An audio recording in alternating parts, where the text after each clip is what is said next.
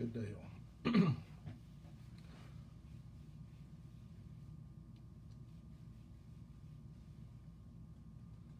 Hey, how's it going, man?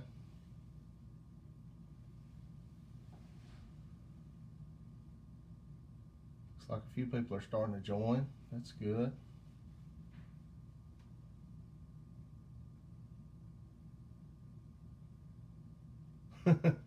Hey, I've been waiting to do this too. This should be pretty fun. We are tying brush head baitfish flies. This is a huge one that I tied last night. It's synthetic brush for the head that I'm gonna make with the Norvise dubbing brush table and Bucktail. And this one's Bucktail, Coyote, and Nyatt hair, and it's touched up with some markers. But that's a 4/0. This is about as small as I'll tie with a brush. That's a number 4, little docklight fly. And then this is a 1/0 Ahrex. What hook is this? SA 274. So, thanks. These are fun to tie.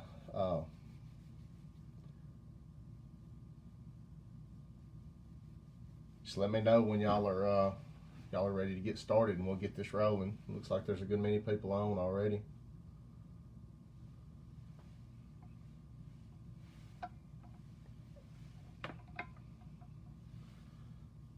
Hey, Jock, how you doing, man? Good afternoon.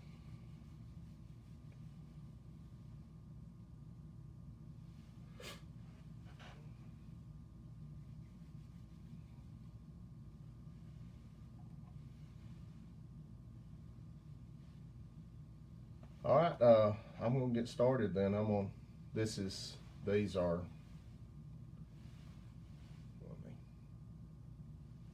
are basically what we're gonna be tying. If y'all can see those pretty good. I'm gonna set these out of the way. Set it right back here. And so, this is the Norvise dubbing brush table that I'm going to use. It's adjustable right here with this little wing nut.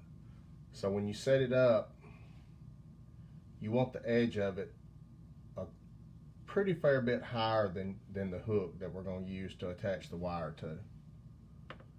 So it gives it a little pressure holding the wire down on this soft neoprene on top of the dubbing brush table. So what I'm going to do to start with is I'm going to take some Uni Dubbing Brush Wire. This is the medium. The dubbing brush table came with large, and it's great, but I like the medium a little bit better. It's a little, you can pop the wire if you're not careful, but it makes for a cleaner tying point when you finish up the fly. So, and it's plenty strong. So what I'm going to do to start with is I'm going to take this wire on just a normal bobbin, not the Norvise bobbin, but this is a good thing to use your old bobbins for. And I'm going to come up through the eye of this hook and pull out about 10 or 11 inches of slack. And I'm going to take just a regular dubbing spinner hook, hook that wire, twist it a few times, go across the dubbing brush table and over the thread post. And I'm going to turn my iPad so y'all can see the dubbing brush table a little better. So, wires across the thread post, and the bobbin's hanging loose underneath this hook that's in the vise. And then I'm going to take 3 colors of EP fibers. This is polar bear white, just regular tan, and 3D chartreuse. I like the 3D fibers. They're like 3 different colors already blended, so they're pretty cool. And what I'm gonna do is I'll take that's about a pencil thickness. These are a pretty dense brush. They push a lot of water, so that's the main idea behind them, is to push some water. I'm gonna double that EP fiber over and cut it. Then I'm gonna double that EP fiber over again and cut it. So I end up with a pretty good clump of fibers. Pull all the strays out, and I like to trim my edges flat. So with each bunch of fibers, I'm gonna do that.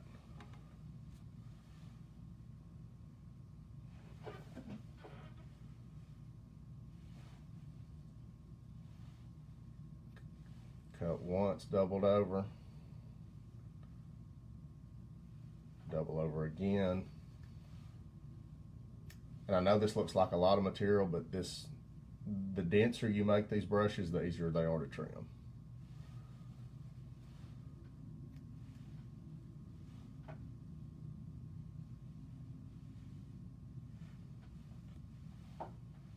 So, I got a little bit much chartreuse here.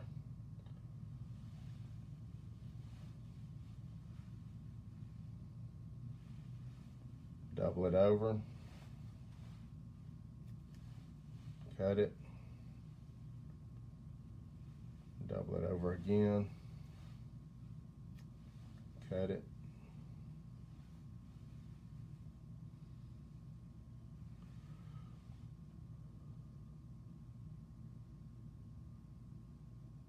are the fibers cut in the depth of the dubbing table when you fold them?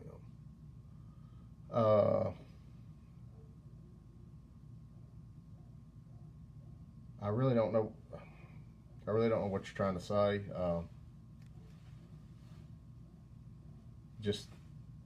I double them over and cut them because this is how much fiber. These three bunches is how much fiber I'm going to use in one brush. So, how long are they when you cut them?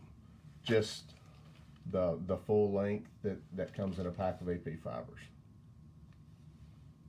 So they're about 10 inches long. Okay, so now that I've got my fibers cut, well, I dropped those on the floor, so I'm gonna cut some more.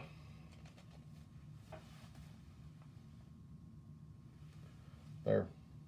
So that's the length they are. So I just pull a little bit off, cut them. Yeah, I'm cutting the full length of it into quarters, basically.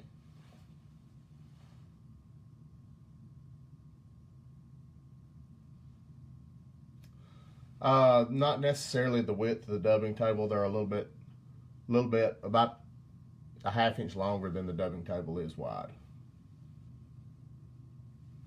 So now that I've got my fibers cut, I'm going to take my white, which is my first color, spread the fibers out, and lay them across the table with the fibers, the center of the fibers should be the wire, equal amount on each side of the wire. Then I'm going to take my next color, which is tan. I'm going to spread it out a little bit. And then I'll take, to get the smoother blending of colors, I will take and overlap about a ½ inch into the white with the tan. And the same equal amount of fiber on each side of the wire. So it's going to hang off the dubbing table a little bit. And then the chartreuse, same thing. I'll just work my fibers apart a little bit.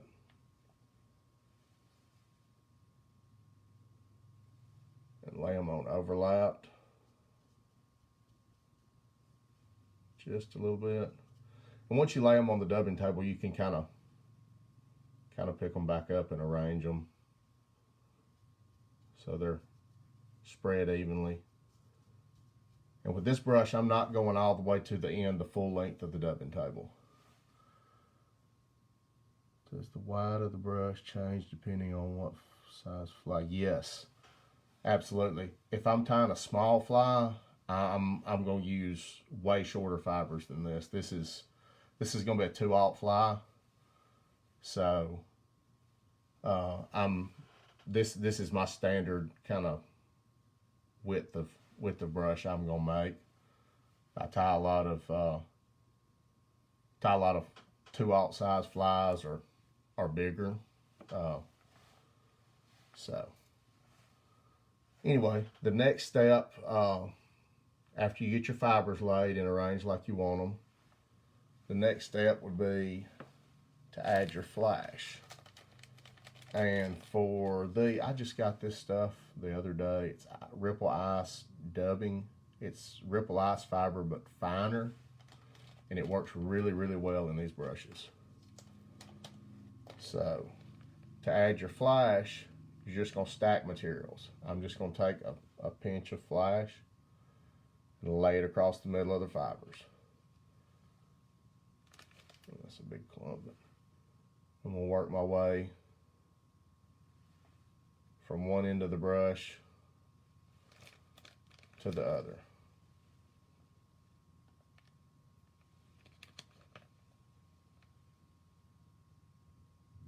Just evenly distribute that flash across. Then our second color of flash we're going to add is just standard Ripple Ice fiber in UV Pearl.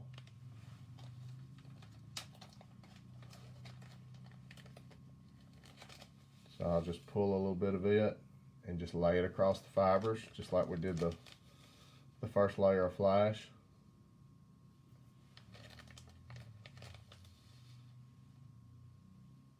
And you can put as much or as little as you want. What do you fish for with these? Depending on size, anything from bass to tarpon. I mean, just about anything that eats a bait fish will eat these. These are in different sizes. These are one of my go-to flies for just about anything that eats bait fish. Let me add a little bit more pearl. I didn't get any up here at the front. Okay. So now that we have our material stacked across the wire, evenly distributed across the wire, I'm going to take this tag end, it's on my old bobbin, and come across the brush and across the thread post where our tag end is. And then I'm going to pinch both wires together and lift off the table. Take the table out and come back down across the thread post.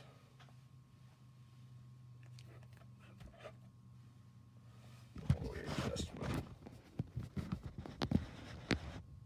camera here. Okay. And then from there, I'm going to unlock my vise, slowly start rotating it.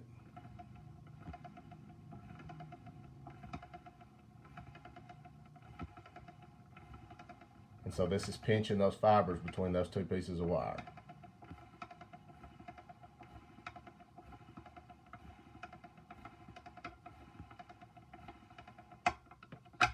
I'll lock my vise back in, come in, pick some of these fibers out, make sure they're not trapping on the ends. They really don't, surprisingly, they really don't trap out here on the ends much. So they kind of stay where you put them. So I'm gonna spin this a little bit tighter.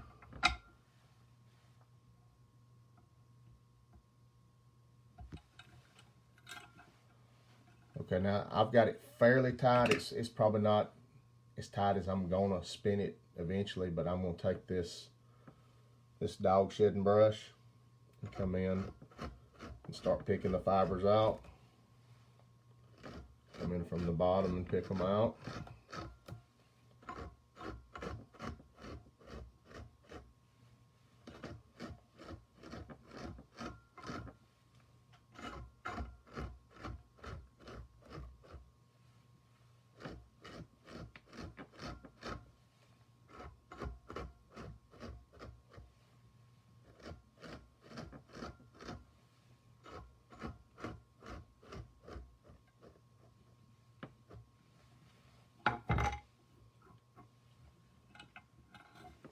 And what you're looking at when you're picking the fibers out is how tight this core of wire is in here. If it looks big and fat and there's still trapped fibers, you need to spin it a little tighter.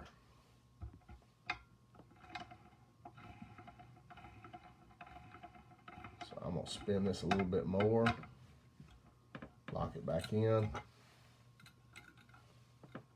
come in and pick it out again.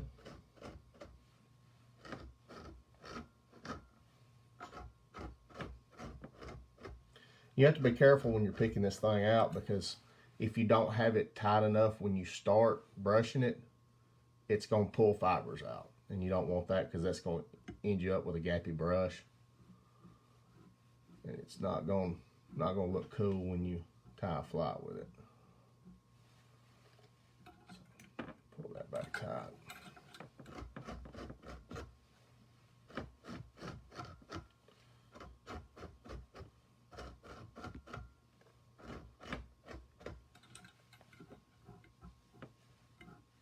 So there's our finished brush, and that's really all there is to making brushes with this brush table. It's the combination of materials is endless. You can put anything you want to put in these brushes. It's not just limited to synthetic materials. Whatever color combination you want to do, whatever material you want to do, it'll work. I mean, it's just, you just get one and play around with it, and you'll be addicted to it. It's really fun. So once I'm satisfied with this, how it's spun up, I'm gonna come in, turn my vise 90 degrees, trim that wire off the hook, and it's gonna spin back a little bit when you cut it. I'm going to trim a tag end over here. So that's our brush we end up with. And I'm going to make one more in a different color combo, in case we have time to do more than one fly, which I'm sure we will, because these don't take that long to tie. I'm going to set that aside. I'm going to come back with my dubbing brush table. Reset my hook. Take this little guy off. I'm going to lay him right there for just a second.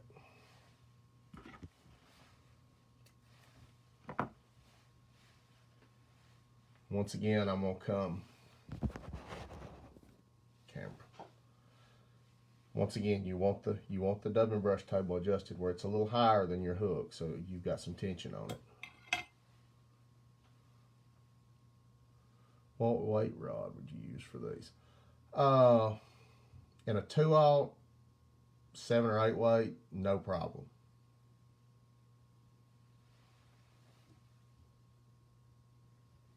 As far as casting them, an 8 weight's gonna cast any of them up to about a 4/0.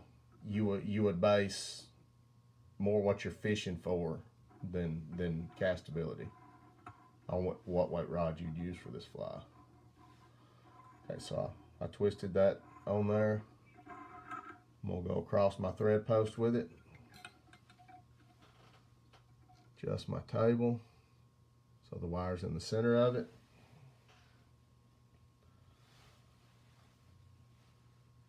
Take, and this one I'm doing gray color fibers and kind of an aqua colored or light seafoam green color fiber, and EP 3D and Tarpon Streamer.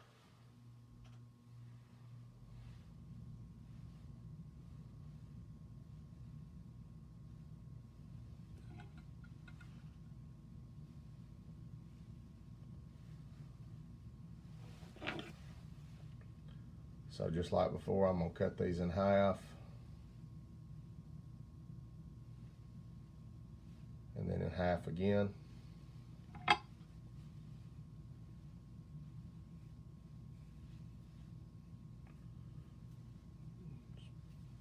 Pull out any stray fibers.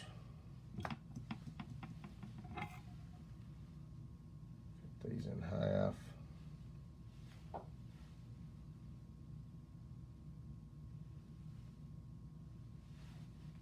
And in half again. These poor old anvils are getting dull. I've got some new scissors coming soon, so. That I'm pretty excited about, actually.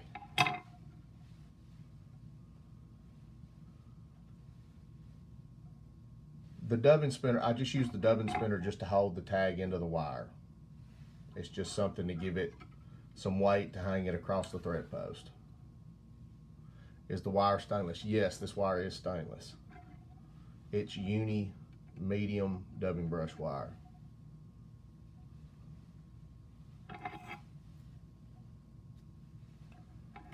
So I cut these in half. And half again.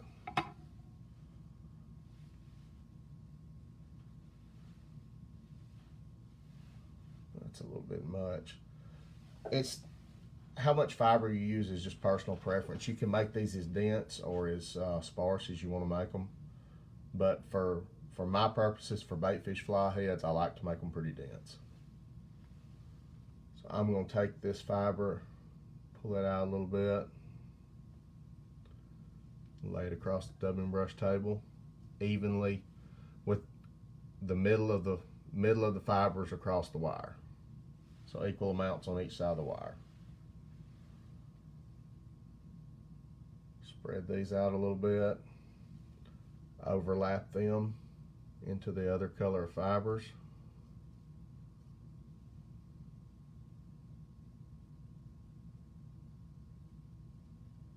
Equal amounts on each side of the wire.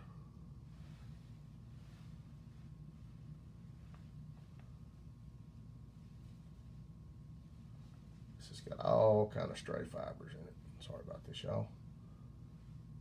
Copter scissors have been awesome for me. Dr. Slick too. I have copters on the way. I'm going to use my Dr. Slick razor scissors to trim the head on these tonight, but they've pretty much seen their better days. So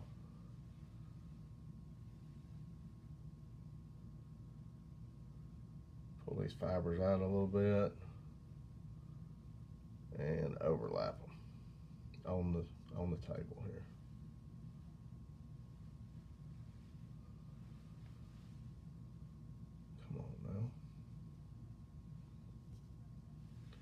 Okay, let me turn this a little better.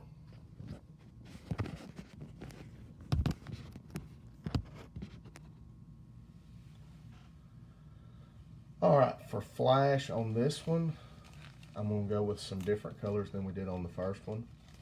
I'm going to use the Ripple Ice Dub once again, but in silver, and the Ripple Ice Fiber in Smoke Blue. Copter scissors have been awesome for me. Yeah, I've heard nothing but good about them. So you just take a little pinch of the dubbing, or the flash dubbing, and just lay it across there.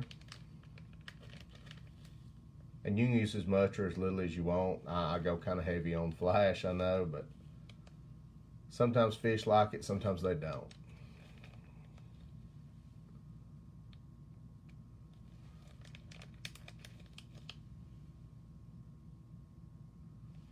So I'm just evenly distributing this across the top of the brush.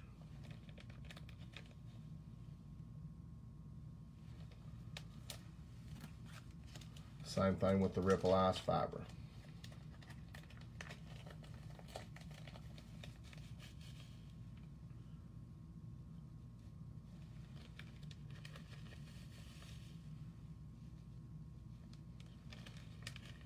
And you can use a lot of different flashes in these brushes. I'm partial to the ripple ice because it just looks, to me, it looks really good in a brush. It gives a scale effect.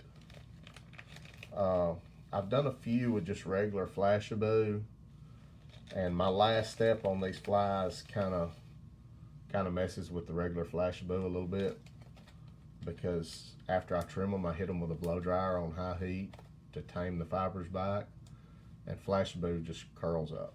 So that was a little bit of a learning process. Got a pair of scissors from EP Flies. They're nice scissors, except the finger holes are too small. Yeah, I've got fat fingers. I don't want some with some small holes in them. That's one reason I love the Dr. Slick razor scissors, because they have huge holes in them for my fat fingers. So now that I've got my flash and my fibers laid across the table, I'm gonna come across the top with my bobbin with the wire. I'm going across the thread post, pinch the thread post, the bobbin wire and the tag end of wire together, and lift it off the table. Then go straight back down across the thread post. I just set my dubbing brush table out of the way. Come back here, unlock my vise, start spinning.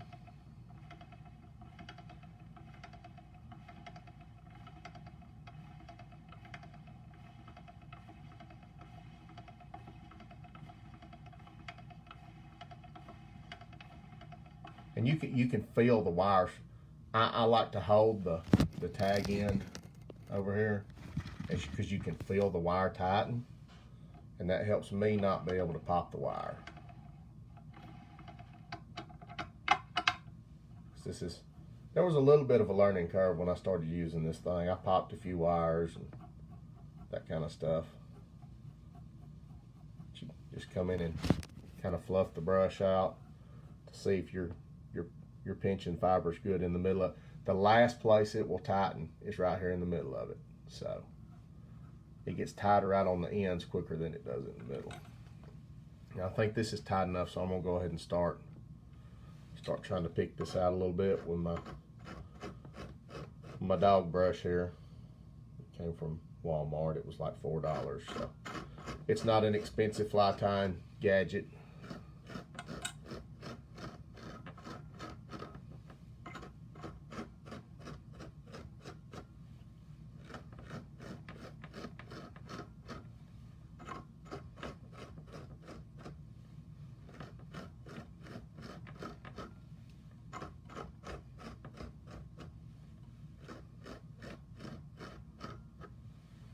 How much extra wire do you have at the thread post? When I'm done with the brush, about a ½ an inch. I don't like to waste a lot of wire.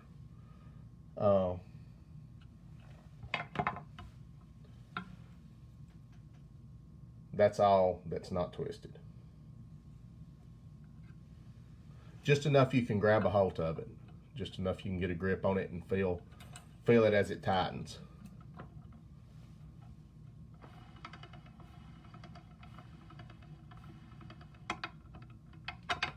We'll give it a few more spins.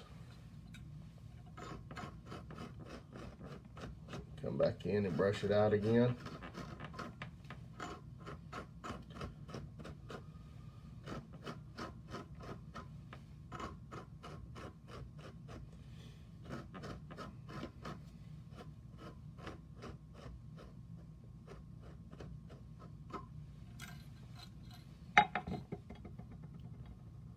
You can see that wire core in the middle is pretty tight.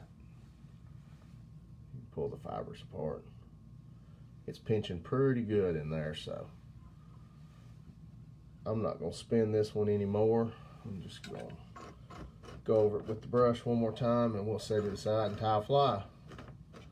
It's a great looking brush. I appreciate it. This is more just of a generic natural bait fish color.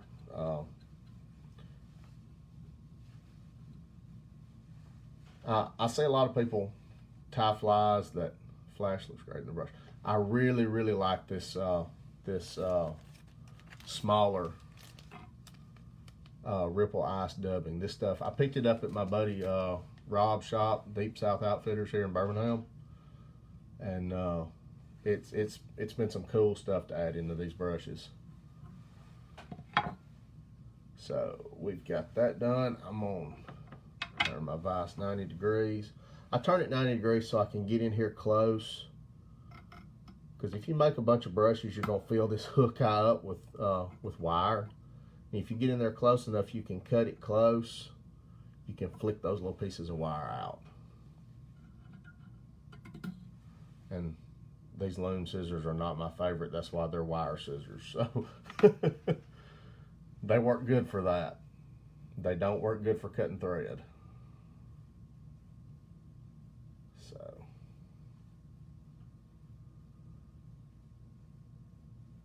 eager to see the trimming step. I have a lot of trouble with that step.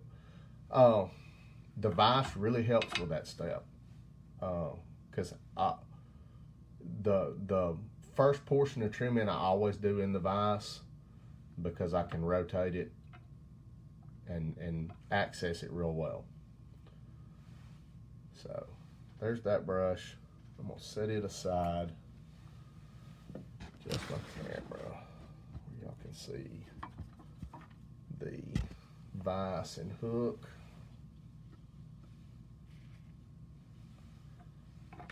Set my brush aside,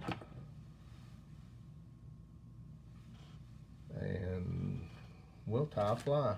So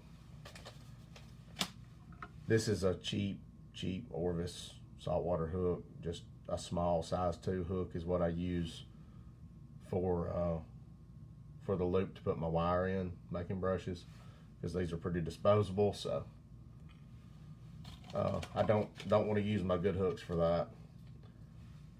And I'm using the standard jaw, because on this size hook, I like the blunt jaw better than I do the pointed shank jaw. I have the shank jaw right here, and it's great.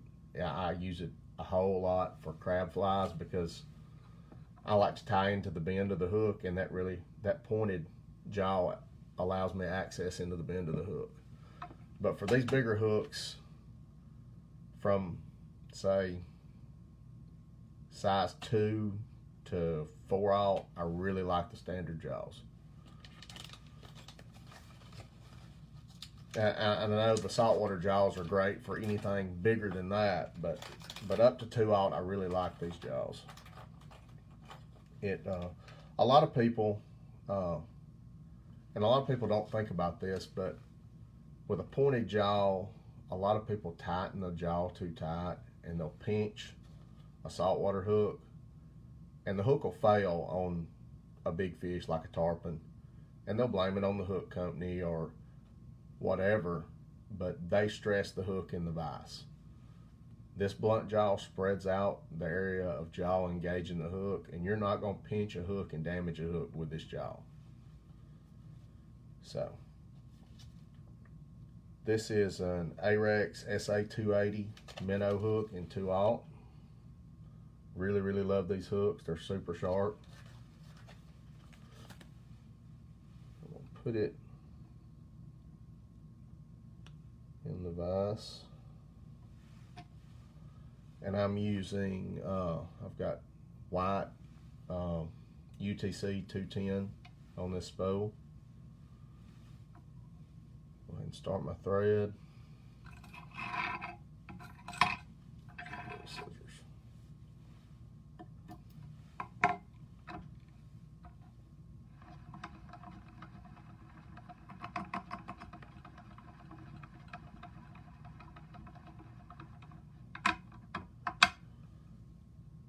And I like to start tying, this hook starts to bend right there just in front of the barb. So that's where I'm going to start tying in my material. First material I'm going to use is white bucktail.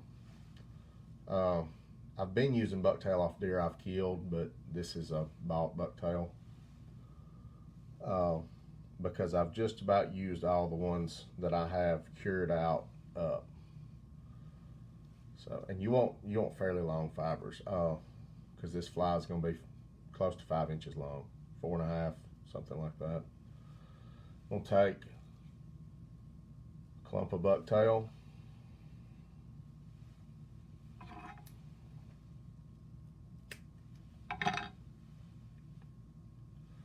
About like so. I'm going to pull all the short fibers out of it. Hold it by the tips out here. Pull all those short fibers out.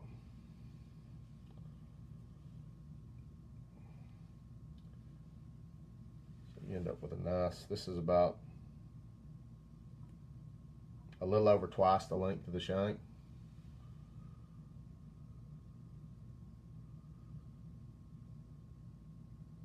That's true. You can also make a longer brush with it, what Jock's saying. I typically make my brushes the length I want them. I want them for what I'm going to use them for. I don't want, when I get to my tying point, I don't want any fibers left. I want to tie in bare wire. So, fish skull.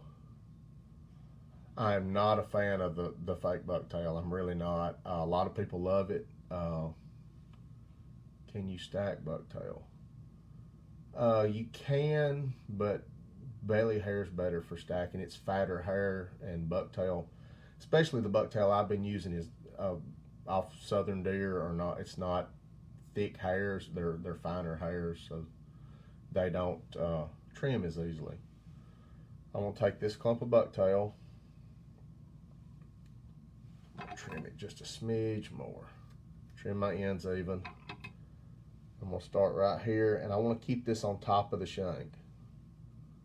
So I'm going to put a loose wrap, loose wrap, loose wrap, and progressively get tighter with my wraps. I don't want this to flare out. This is kind of going to be the core of the tail of this fly. So we don't want it to flare out. We want it to stay compact. So if you flare it, it's just going to stick everywhere. So I'll tie that down. And you want to make a smooth transition from it to the shank.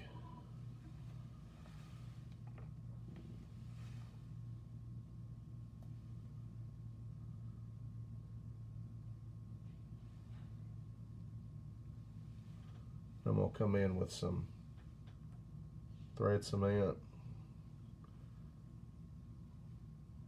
Get that just a little bit, just to lock down the tail section of this fly. I don't like flies to come apart.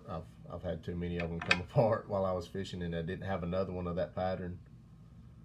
So, okay, the next step, and this is optional, you can use 2 sections of Arctic Fox, but on this particular one, I'm going to use some Coyote Tail. And I get these from the Alabama Trappers Association. They're awesome quality. And I've got 5-inch fibers in there. So I'm going to come in on the bottom side of this tail and pull a fairly thick hank of fibers. Take my scissors, go all the way down to the hide, and cut. Lay that aside. What kind of tail? It's a coyote tail. It's a wild Alabama coyote.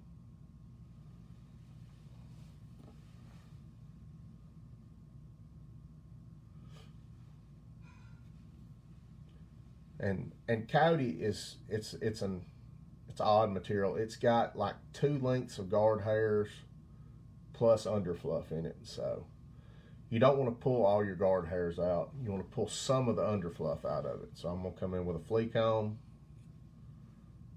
and pull some of that bulk out of the butt of it. It's stuck to my finger. So these fibers are a little bit short. You want them a little bit shorter than that bucktail.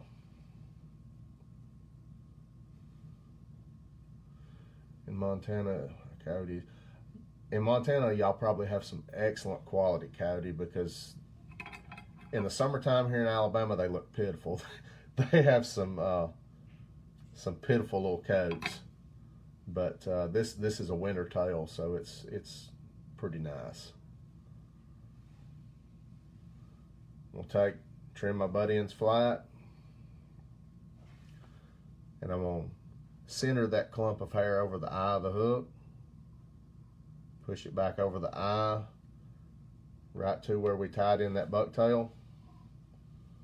Make a loose wrap. Another loose wrap. And I'm tying this in with the points of the hair toward the eye of the hook. So it's like hollow tying bucktail. I'm gonna fold this back. So arrange it where it's even on either side of the hook. Come in and trim these butts a little bit.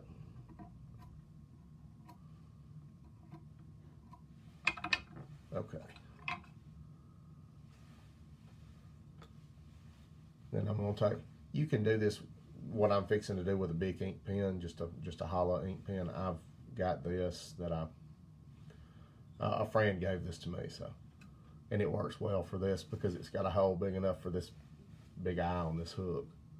We'll come in and fold this hair back, adjust it so it's even all around. Fold that back.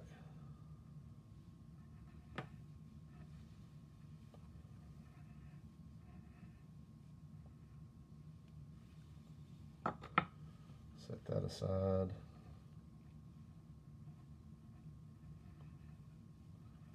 Okay, I've got all my fibers folded back. I'm not going to wedge this down like you would bucktail. I'm actually going to tie this down.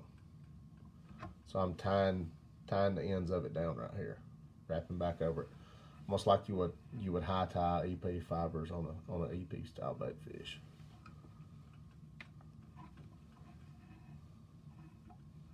So there's that.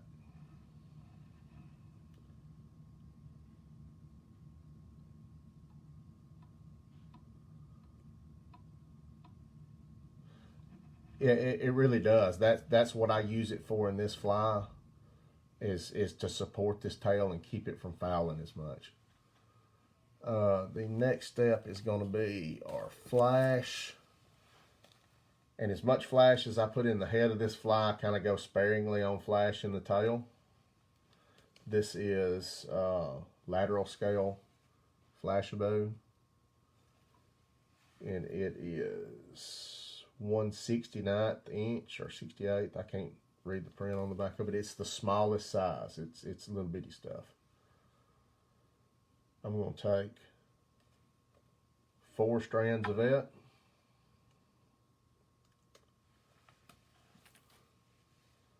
We have 4 strands. And I'm going to come around my thread with it. And I like to stagger it so all the tips aren't even.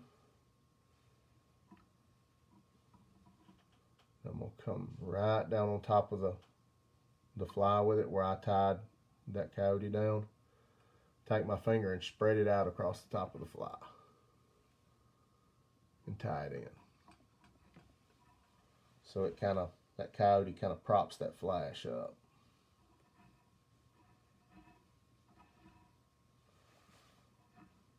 Some stray hairs going on here. Okay, the next step is I'm going to come right in here on top of where I tied this coyote in with just a light bunch of Arctic fox. This is tan Arctic fox. I'm just going to take a small bunch of it.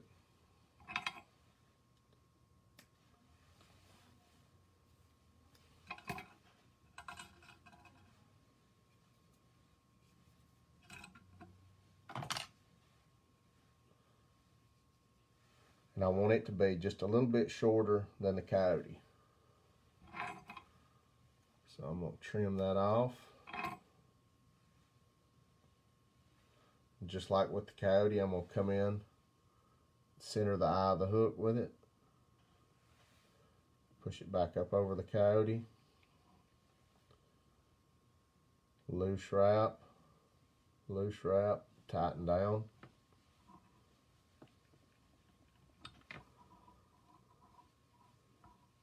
So it's pretty even all around the fly.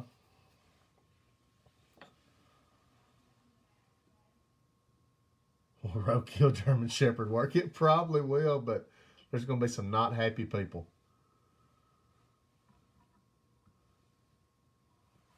Fold that back, just like we did with the Coyote.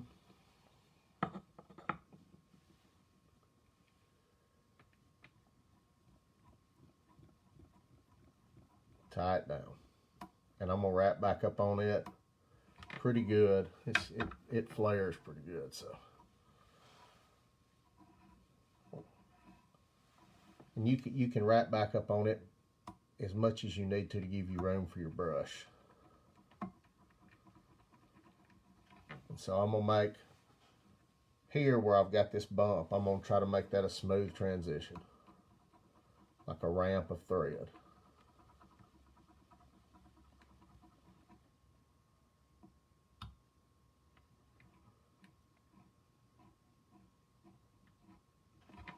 Wrap back up on that just a little bit more, give myself a little bit more room for my brush. Come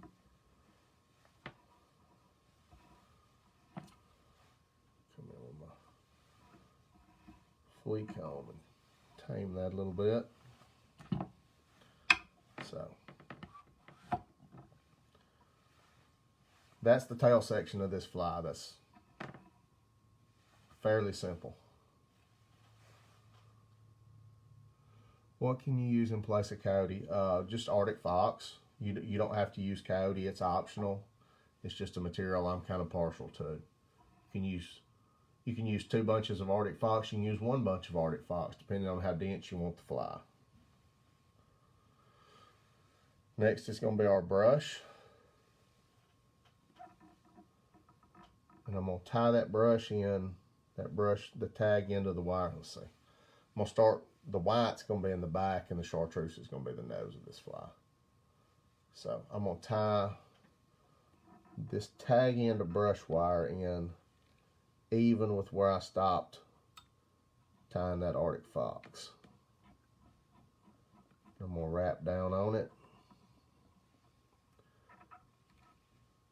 When I get pretty close to the eye, I'm going to fold that back.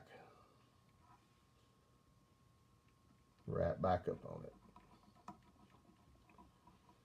And I'm going to pull that little tag end up. Snip that off.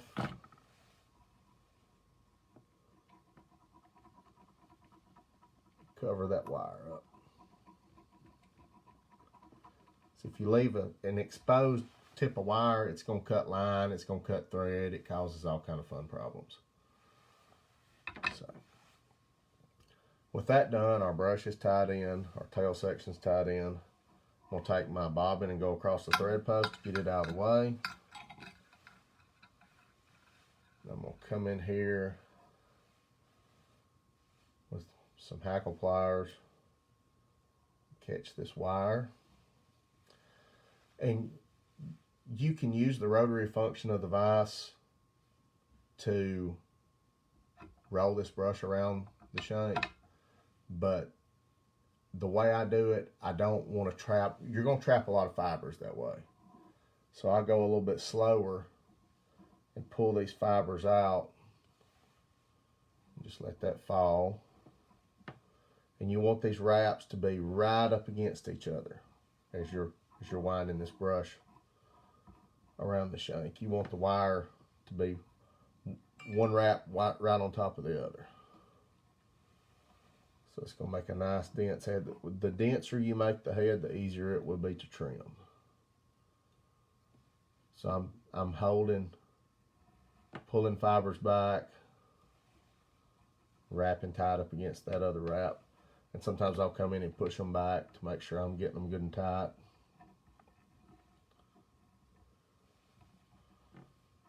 Pull those fibers back. You're gonna trap fibers, that's just part of it, but the less fibers you trap, the more fun you're gonna have in the end trimming it.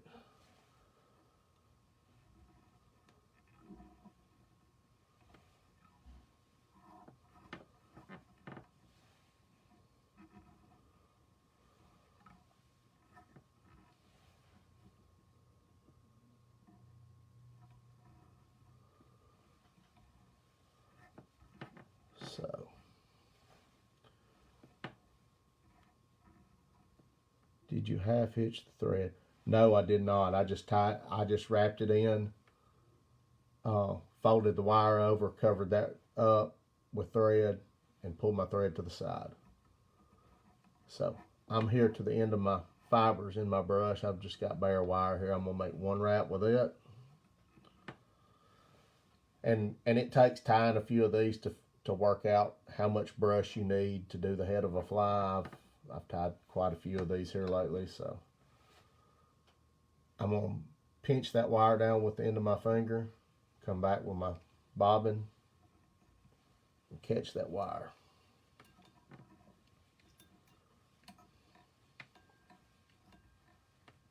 Make several tight wraps over it.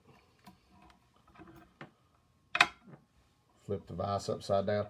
I like to have my wire end up on the bottom of the fly, just so it looks clean. The head of the fly looks cleaner this way, so you don't have a big bulge on top of your fly where people are looking at it and whatnot. So I'm gonna come in and trim this tag end of wire short. Fold that down with the end of my finger, and beware doing that. Do that with your fingernail, because if you don't, it's gonna stab you. And this is a very critical part of this. You've got to cover this wire up with thread. If you don't cover it up with thread, you're going to hook a fish and you're going to lose a fish because of this wire, because it will shred some line. So that's it as far as tying. I'm going to come in and whip finish and try not to catch a bunch of fibers.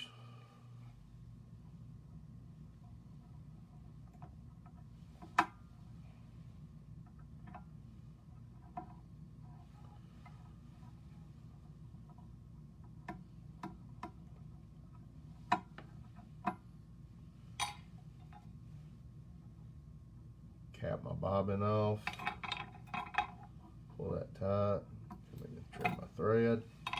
I think we trapped one fiber there. Just pull those out. Okay, now we're to the trimming stage of this fly. Take my flea comb again.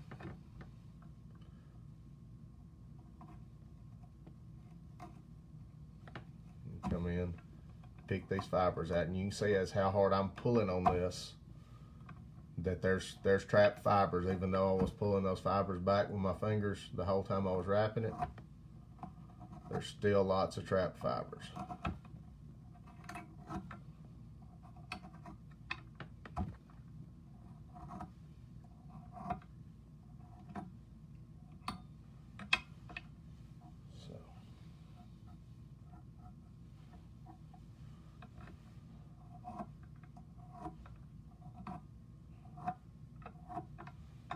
You've got it picked out, looking all nice and puffy.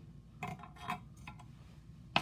going to come in with my razor scissors, and to start with, as I do this, I'm going to rotate the vise. I've got tension on the knob. It's not free spin. I want a little tension on it so I can work with it. I'm going to come in and lay my scissors at an angle. I lay the hinge of them on the eye of the hook. Come in at an angle and rotate and cut. And just try to keep the same angle. That's all there is to it.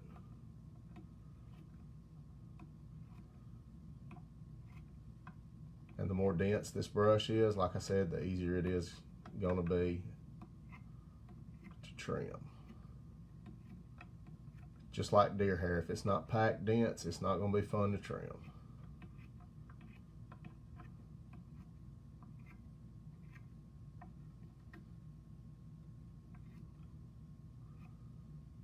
Fly looks good. Thanks, man. I appreciate it. It's going to look a lot better here in a few minutes when I get all this puffiness trimmed out of it. Okay. That was the initial cut on it. So it's starting to tame down a little bit.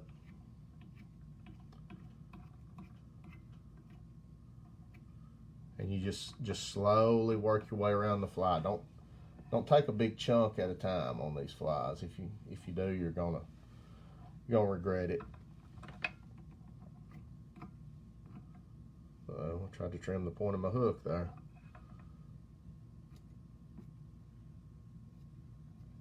Just slowly work around trimming.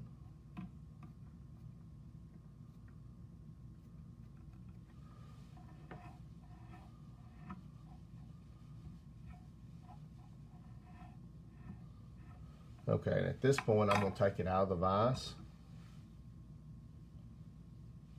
Slick it all back. And see where we're at on trimming. So it's still real bulky.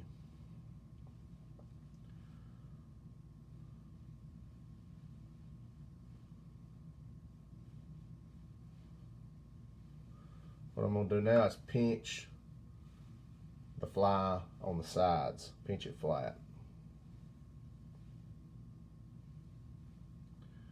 And tease these fibers out top and bottom.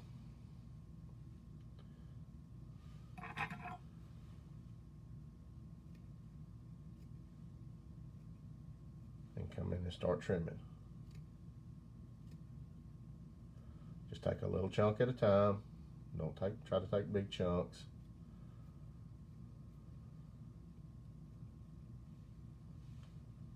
So that clean the bottom of the fly up a little bit. Come around to the top. Same thing, just a little chunk at a time.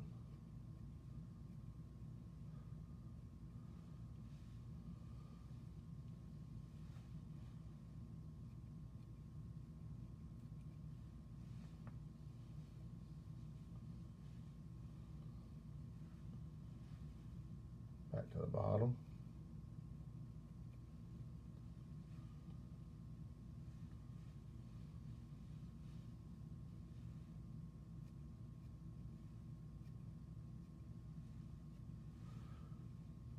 How do you know how little the trim is as far as the body?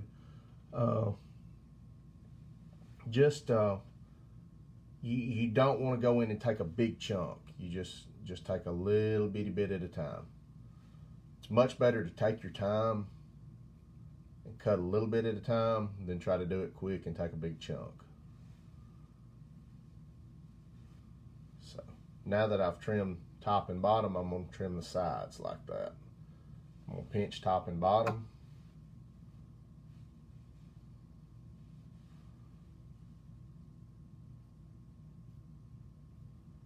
And you just want to keep that angle.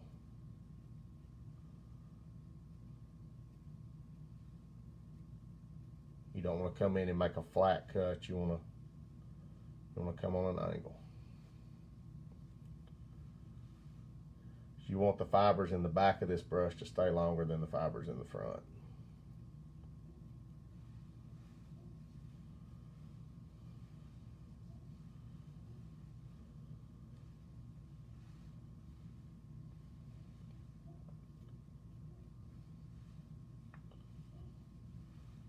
And just keep working your way around the fly.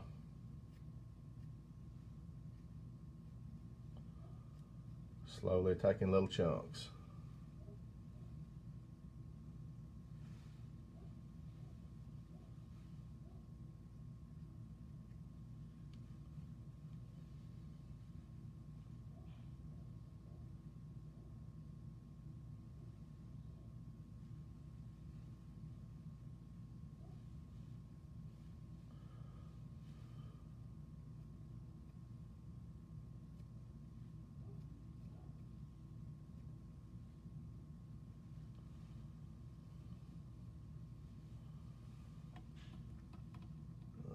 Stick it back in the vise.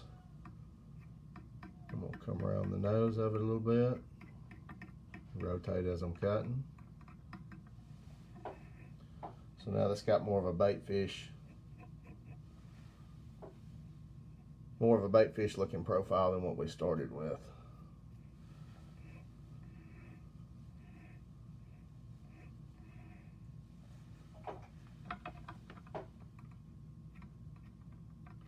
And you can spend a lot of time trimming these flies. I mean, a lot of time. Take it back out of the vise.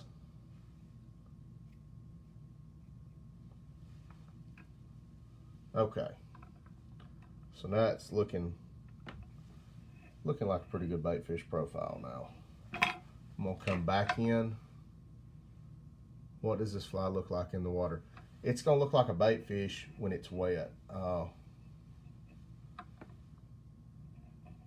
I can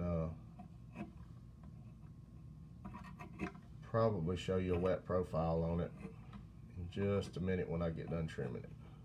I'm gonna come back in with a flea comb and pick it out again. And I'm gonna work my way around it trimming once again.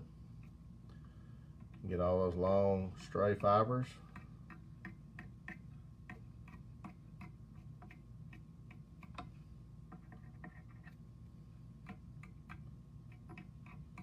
The trick to trimming these is just keep that angle consistent as you can.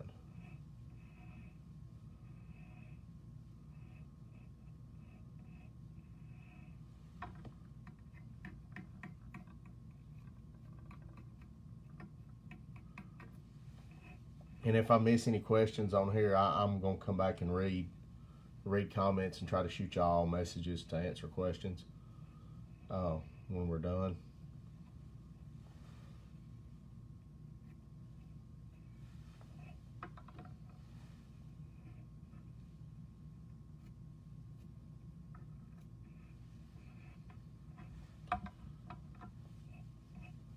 Okay,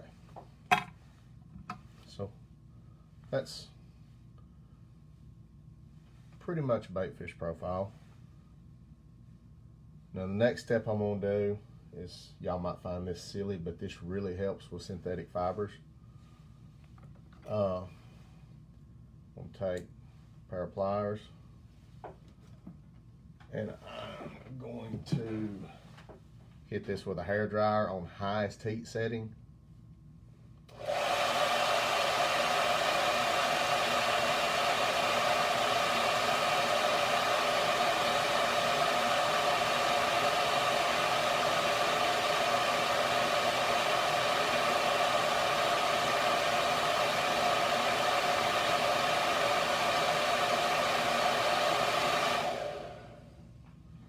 And that heat helps tame those fibers down. When EP fibers get hot, they tend to stay where you put them.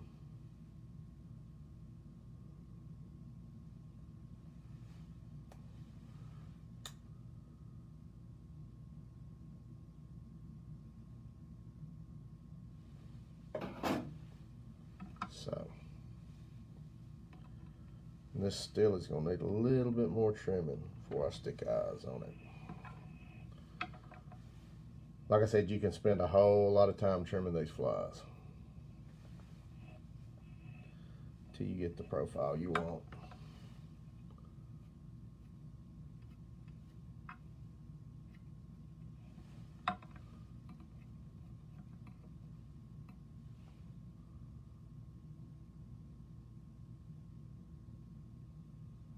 What are you watching when you hit it with the blow dryer?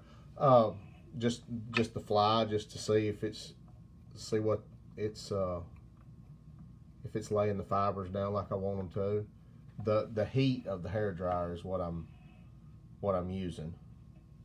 So I run it on highest heat setting.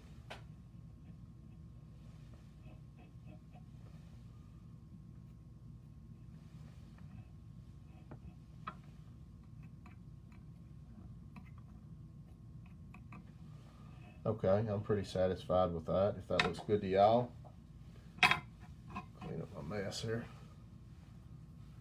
Do you use any UV flex on the head? At the end, I will put UV on the thread, but that's my very last step.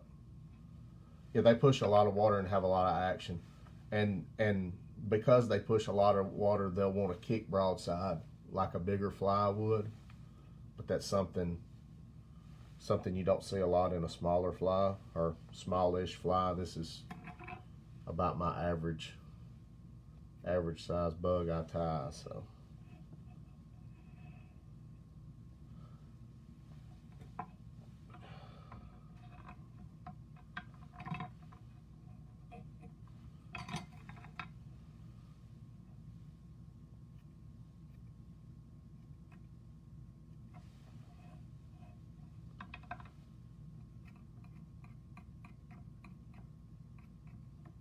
I keep seeing spots I need to trim, y'all. I'm sorry. It's a process trimming these guys, so.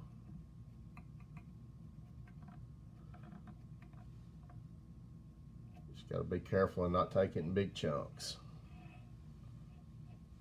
So that looks pretty good. So my next step is going to be gluing eyes on the fly.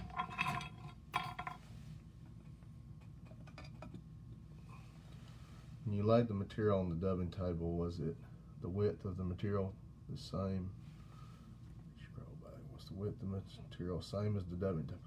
No, it's a little bit longer than the dubbing table is wide.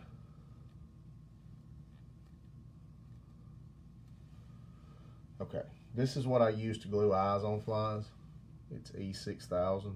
It's a cheap craft glue.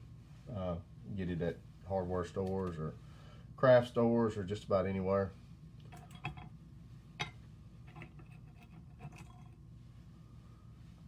Take the handy dandy toothpick and a piece of cardboard that's got all kind of glue on it, and I will put, let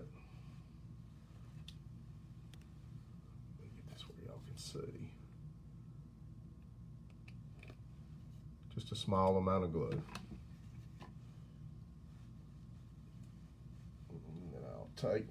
Set that aside. And I'm gonna do chartreuse eyes on this fly. These came from Old Florida Fly Shop. They're 5/16 inch. Just stick on eyes. You can use whatever size eye you want to use. I scoop my glue up with my toothpick and roll it on the back of the fly eye. I'll rotate my vise around, push it off the end of the toothpick. Try not to make a mess with my glue and just kind of press it in the fibers. Do the same thing on the other side.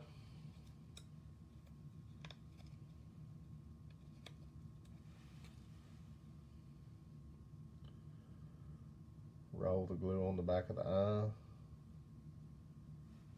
Get some kind of fiber stuck on there.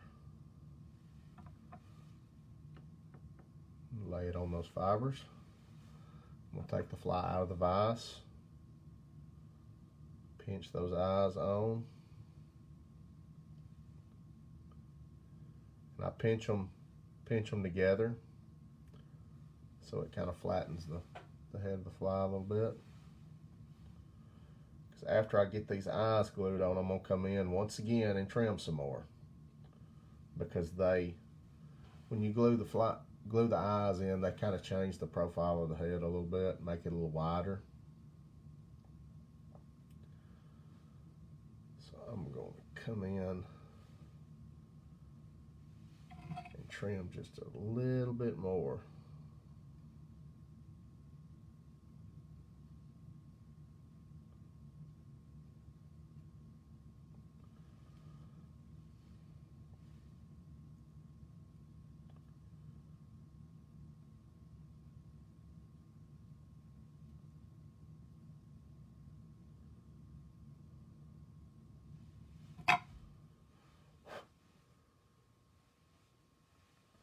That's pretty much it. that's fly's ready to go catch fish. I will come in with some, I'm just going to do head cement on this one, just for, because I'm going to set it aside after this. Got some more fibers trapped here in the thread, and I'm going to have to trim out. You can use UV, whatever you want to seal the thread. I'm low on clear UV right now, so just going to use some good old head cement. It still works as good as it always has.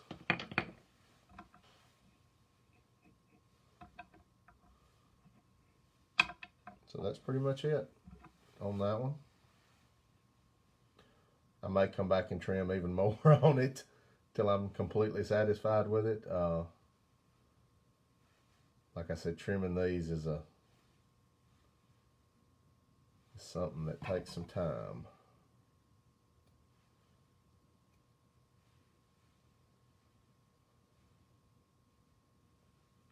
So that's fly number one. I'm going to set it to the side.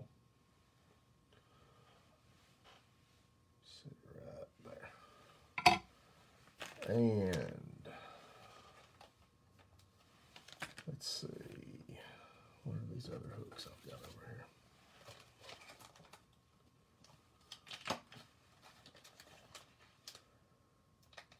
Okay, we'll try one of these. This is the Ahrex SA 274. It's a really wide gap hook and 1/0. The 1/0 in this hook's huge.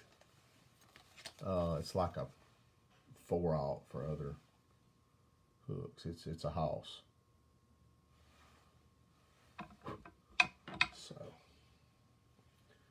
you'll see better when I stick it in the vise how big that hook is. It's the gap's wicked. So move it down here where I can roll my thread on. And on this one, I'll set my glue thing aside here.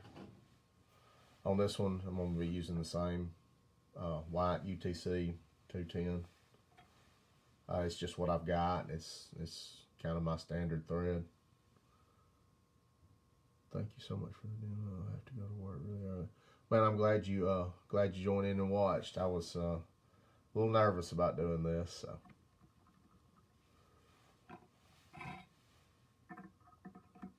Glad all y'all have joined in to watch this. Start my thread. Roll it on the shank. Get a good thread base. And then on this hook, because of the gap of it, it's a little thing I like to do with this particular hook, is I will carry my thread base down the shank of the hook.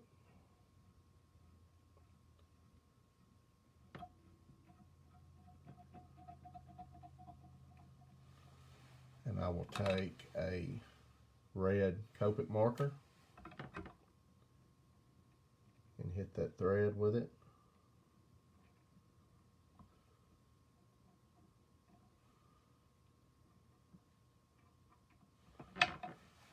So that makes like a little gill inside of your baitfish fly. It'll show through when it's wet. You won't be able to see it when I'm finished tying this fly, but when the fly's in the water, it'll show through. So I'm gonna come on that where I colored that thread. We'll hit that with some thread cement. You can hit this with UV or whatever you've got. I just have been using thread cement lately. Like I said, I don't have a lot of clear UV laying around. So basically the same thing, just a different color brush. I'm not going to use the Coyote on this one. I'm going to use just the Arctic Fox, so y'all can see how one looks with the two different materials. take a little more sizable clump of bucktail than that.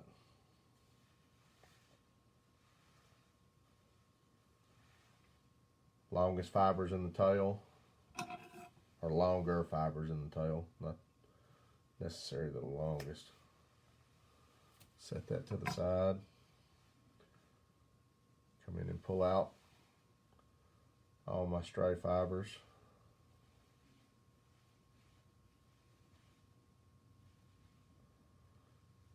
And all the little short fibers.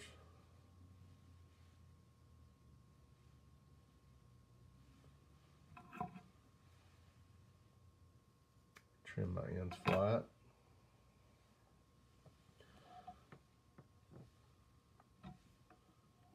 And I'm going to come right to, almost to the barb with my thread. Loose wrap, loose wrap, loose wrap. I want to keep this on top of the shank. I don't want it to roll around the shank. So just some loose wraps to start till you get some tension on it. And then you can start locking it down.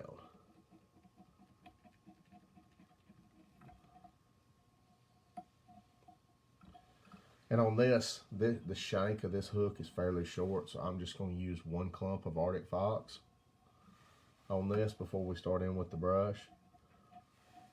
So I'm going to go ahead and add my flash here. I'm going to go with a little more on this one. I'm going to go with 1, 2, 3, 4. I'm going to go with 6 or 7 strands of the small lateral scale. I really, really love that flash on baitfish flies. It just seems like it brings them to life for me. I'm going to take my flash, double it around my thread with some fibers longer than the other. If you can see that, some fibers, see those fibers are shorter. Want them staggered a little bit. Tie it in on top of the shank, right on top of that bucktail,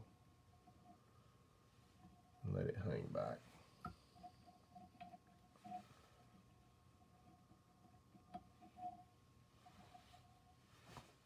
Then I'm going to come in with my Arctic Fox. On this one, I'm going to use a much larger chunk of Arctic Fox than I did on that first one, because that was our last step on that first one. So that's about a pencil thickness of Arctic Fox. And we'll come all the way to the hide and clip it off.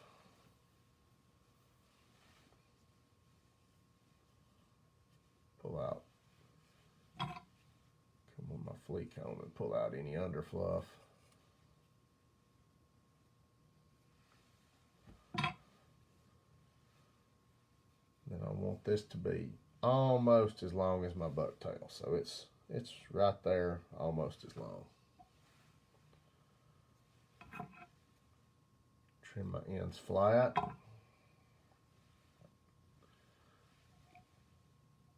Just like before, I'm going to center that clump of fibers over the end of the hook. Push them to where I want them.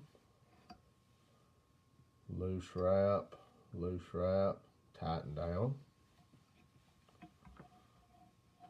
And then you can orient the fibers how you like them around the hook. Make sure they're even up all the way around. I'm going to come in and fold this back.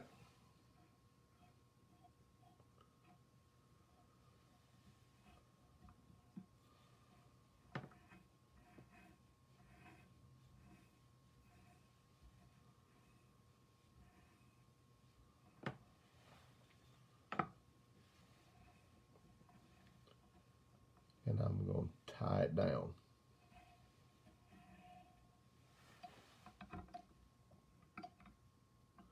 So that's pretty even all the way around.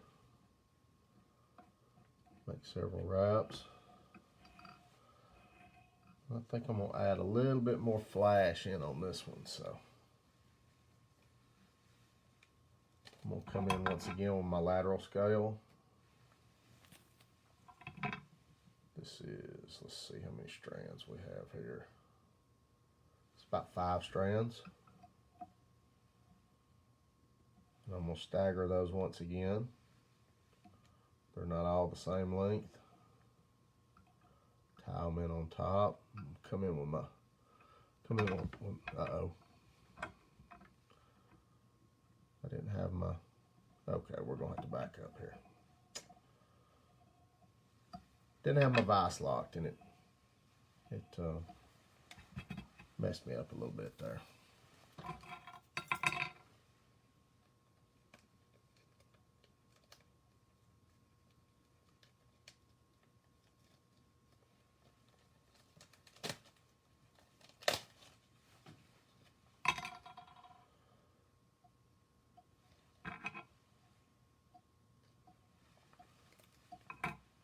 Okay, wrap my flash around the thread.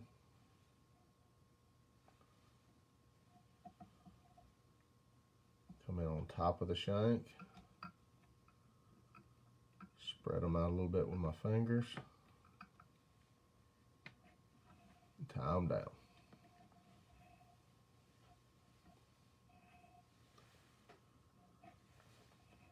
Now I'm going to work my thread forward. Smooth that transition up from where I tied that Arctic fox in.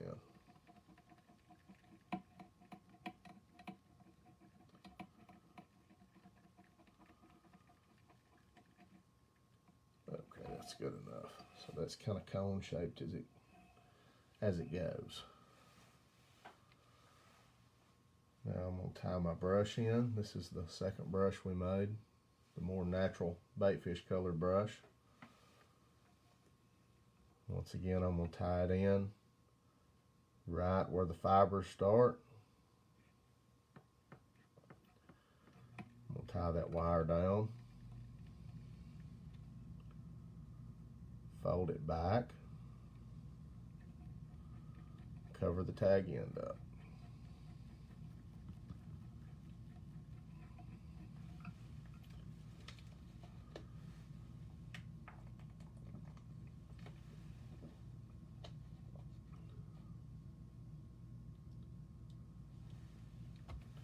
Yeah, it is the auto bobbin. It's so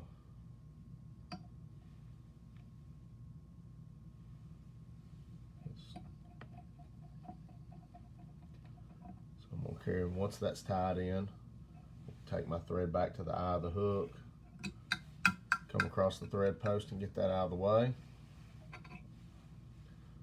I'm gonna come with my hackle pliers, catch that tag end of wire. Start working this brush around the shank. And I'll slowly work this brush around in tight wraps. Pulling my fibers back as I go so as not to trap. I want to trap as few as possible.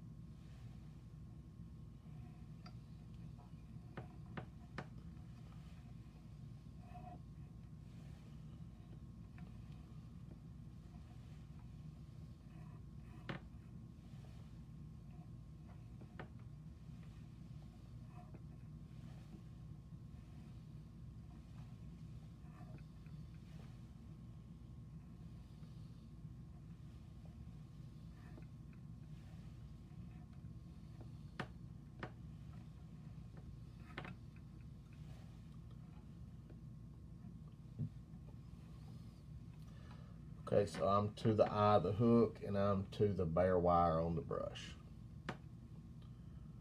Like I said, once you make a few of these brushes, you'll figure out how much you need. I don't like to have to pick the fibers forward to make a tie-in point, so I try to make them 2 length for the fly I'm tying. Come back with my auto bobbin, catch that wire with some good tight wraps.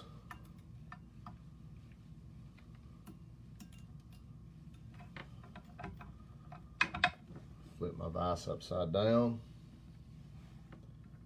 Come in and trim that wire as close as I can.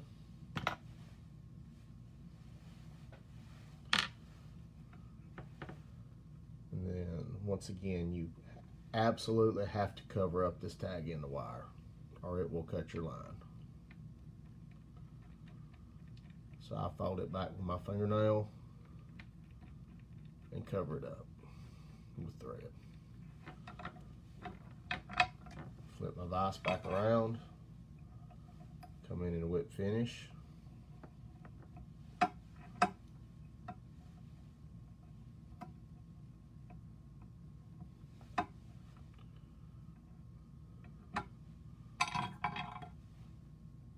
Cap my bobbin off, pull tight, trim my thread. Looks like I trapped a few of them on this one, so come in and trim those few out of the eye.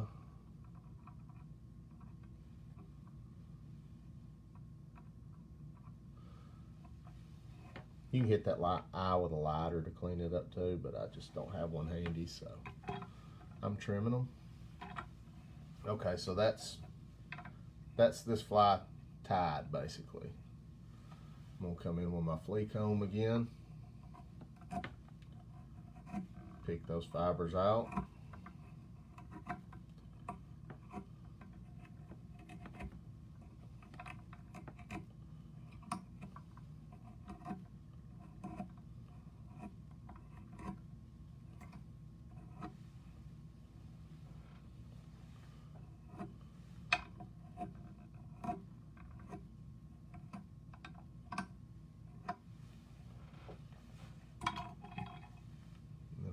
Come in at an angle with my sharp scissors and start trimming that head.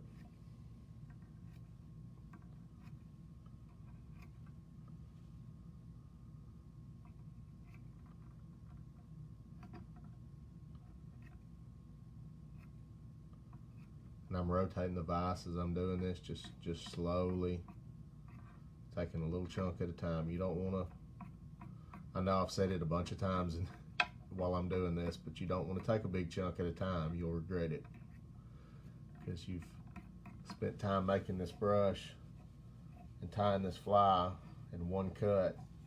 One big chunk taken can mess it all up.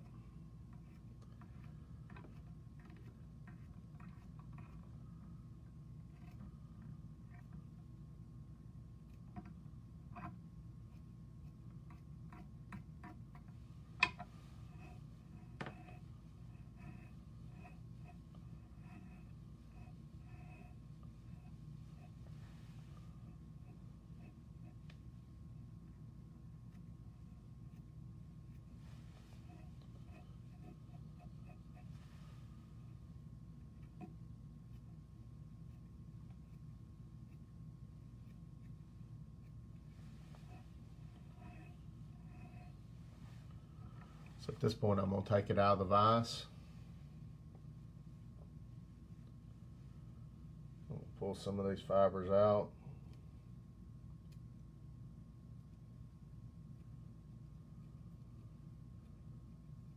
Trim them away from the hook point.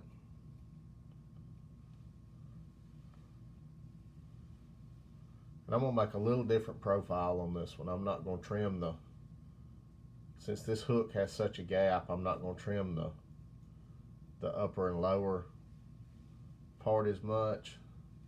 I'm going to leave it with a wider profile so it looks more like a shad or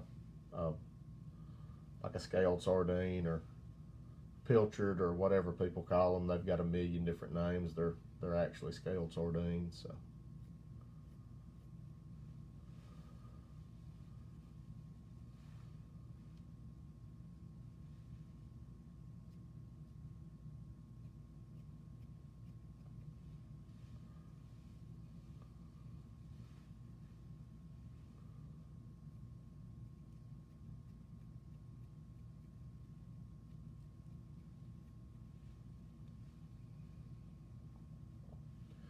We'll come in and flatten these sides a little bit.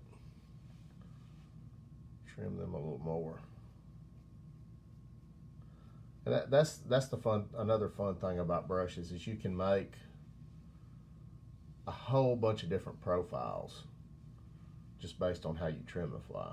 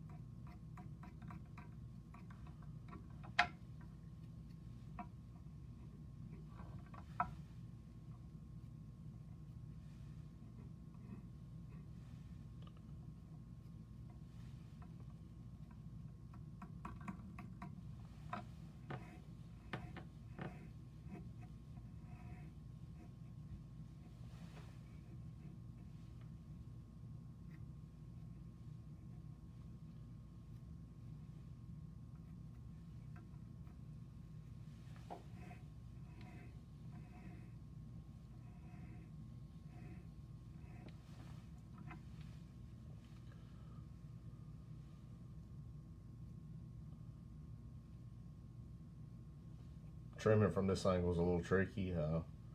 You can't get in there to the eye without trimming at that angle.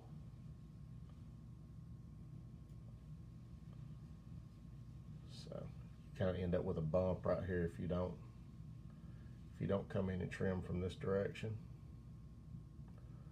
You got to be super, super careful not to take a chunk.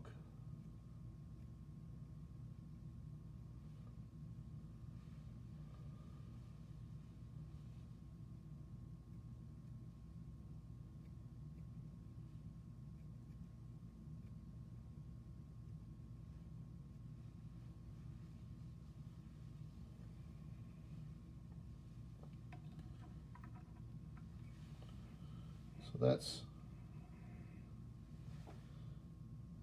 have you ever tried one of these with small beard trimming, electric razors to do the trimming? I have tried, and I jacked some stuff up with the beard trimmers. I took some chunks out, so I just went back to my scissors. I've tried the electric beard trimmers. I've tried trimming them with a razor blade. I hate trimming stuff with a razor blade. My hat is off to the people that do deer hair work with a razor blade, because it makes me want to throw stuff.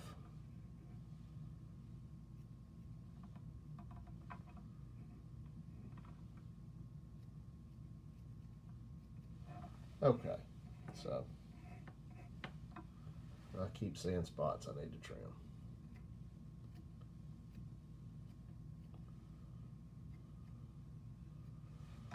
All right, that's pretty good. So I'm gonna come in and hit it with the hair dryer on high heat again. Cut that up. I'm gonna cut that on and let it get hot and blow dry this fly for a minute, and you see how puffy it looks now.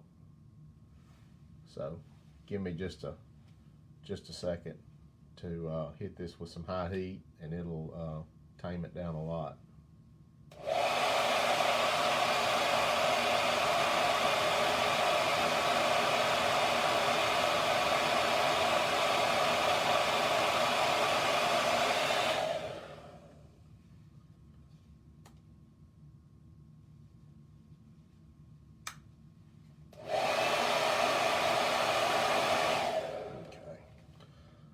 That's not going to work for this hook, so I'm going to have to stick it back in the vise and do that.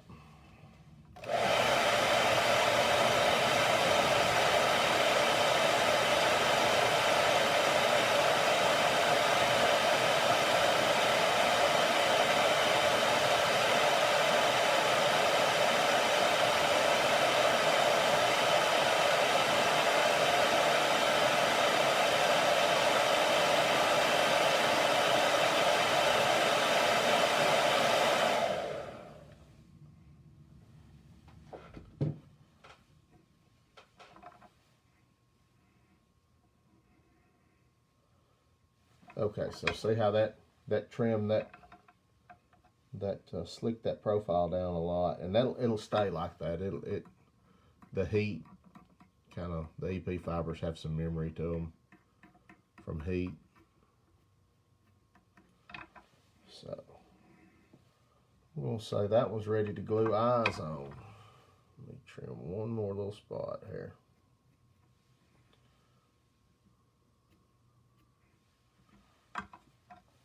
So that's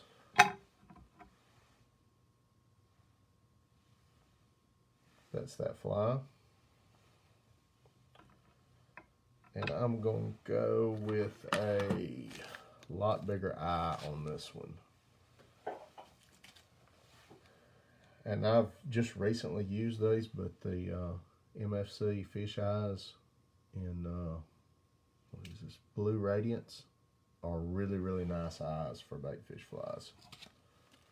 I really like them a lot. Clean up some of my mess here.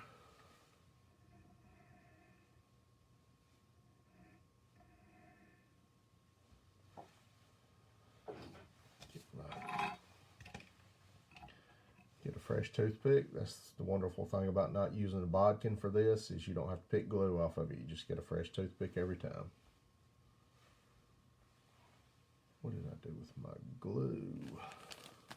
There's my glue.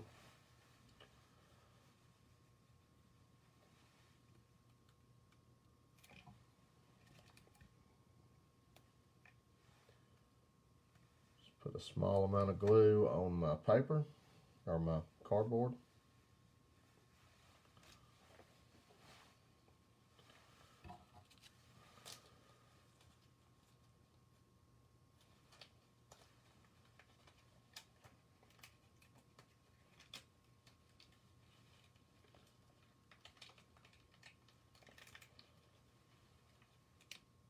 These are 10mm size eyes, so they're quite a bit bigger than the ones we were using.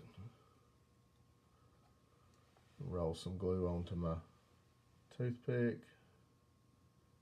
Roll it onto the back of that eye. And the great thing about this glue is that when it cures, it's flexible. So even though you're just gluing these eyes to this fiber, it sticks really, really well. And it holds up to fish really well. I had a buddy, Dusty Hayes, out of Orange Beach, fishing dock lights the other night, just about a week ago, with one of my flies that had eyes glued on with this stuff. And at the end of the night, the only thing that was left on the hook was the flashaboo and the eyes. So, and speckled trout have a mouth full of teeth, so they shred stuff typically. So we'll take it out of the vise. You can move the eyes around a little bit when they're still wet, but I'll pinch them together. It's like I did on the other fly.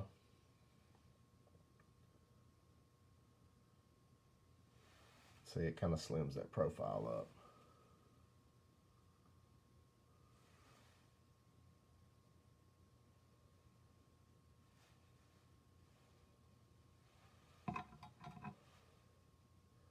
And once again, like on the other fly we tied, I'm going to come in and trim some after I glue the eyes on, because I always see stuff I need to do to these flies. It's just an ongoing thing.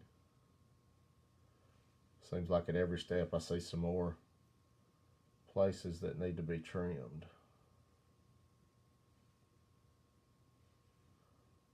I don't want any crazy stray fibers sticking out anywhere.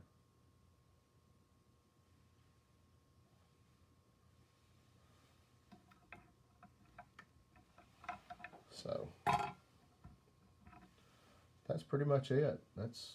It's not a hard fly to tie. It just takes some time to trim.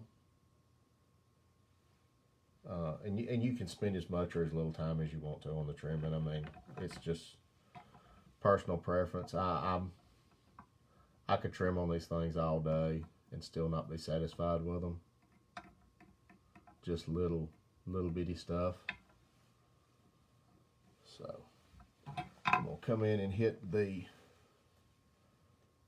this is snook candy. That's my main purpose for this fly would be snook. That's the idea I had when I started tying these bait fish with brush heads. Is that they're easy to cast, even though this is a very dense fly in the head section. The tail's very sparse, and there's nothing in it that's really spongy that's going to hold water. So on your first bite cast, it's going to be dry,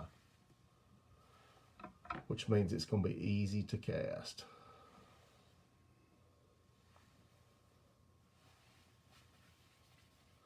Nicely done. I'm planning on doing more of these as I can. I've enjoyed tying these. What's time looking like? Do we want to tie another one, or?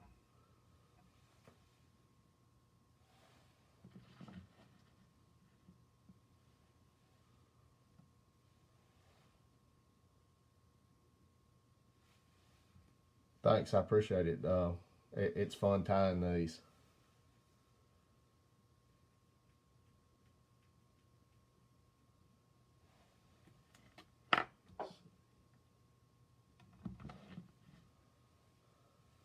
Tie another one, okay.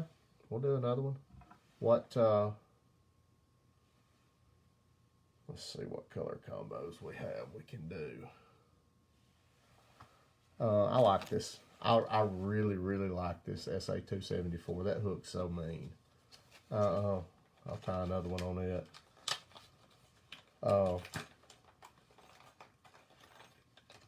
Let's see. I'll have to make another brush right quick.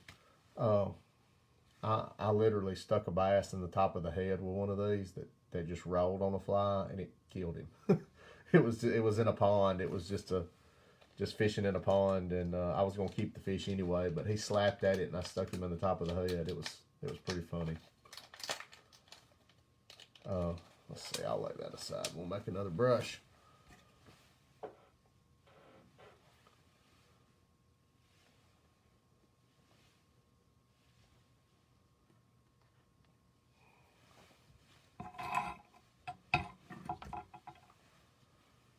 Okay.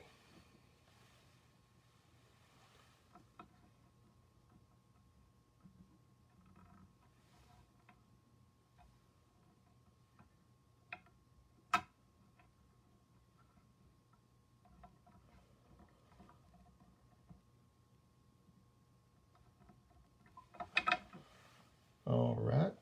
Let me get this trimmed.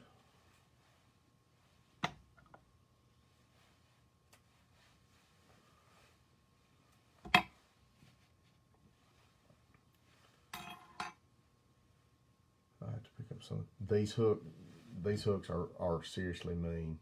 They are. They're something Ahrex made to start as a, and they still make them in this hook. They make a really light wire one that they tie scud patterns on for sea run brown trout in Scandinavia. And a lot of people started tying bait fish on them, so they came out with a saltwater weight version of that hook, that same style hook, and it's been a hit for them, I do believe. Let's see. Let's do...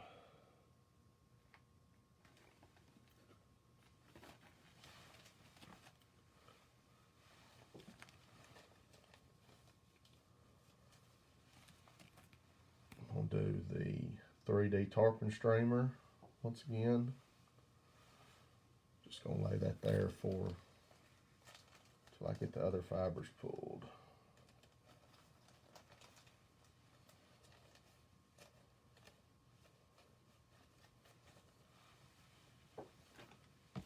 And tan.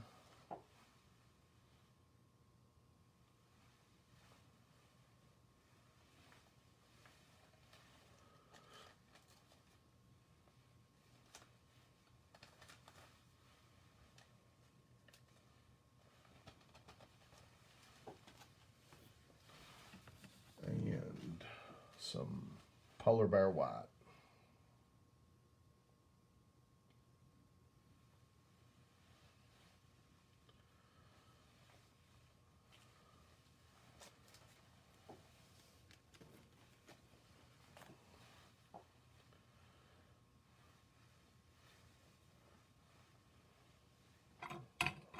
Scissors. Which fibers are these again? These are EP fibers, just the normal EP fibers. This is polar bear white. The middle color is going to be tan, and the nose color is the EP 3D fibers. They're 3 different color fibers blended together, and that color is called Tarpon Streamer. It's Tarpon Streamer's black, olive, and tan mixed together. So I'm going to trim, fold it over and trim in half. Fold it over again and trim in half. Like I said before, you can make these brushes any width, any color, whatever. This is just my standard baitfish head brush. Fold those fibers in half. Trim. Fold them in half again. Trim.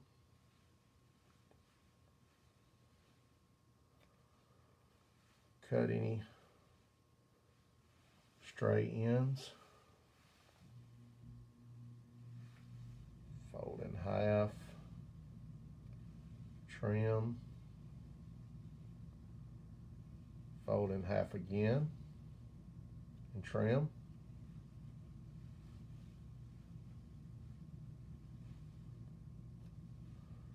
Trim any loose stray fiber ends. Okay. I'm going to start with my white fibers. Pull those apart a little bit. Lay them across my wire on my table. Camera a little bit. You can spread them out as you lay them on the table. Equal amount of fiber on either side of the wire.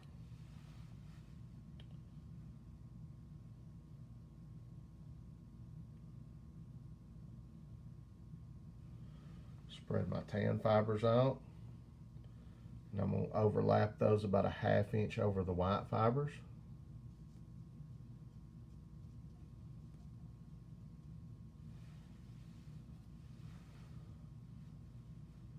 That overlap gives you not such a hard transition line from each color. Would Congo hair from Tower? Yes, absolutely. It's basically the same thing.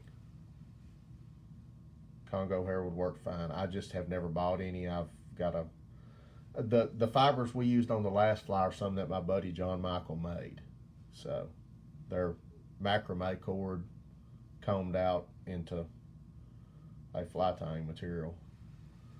Take my Tarpon Streamer color and overlap the tan a little bit with that. And then on this one for flash, we're going to go with the gold Ripple Ice dubbing.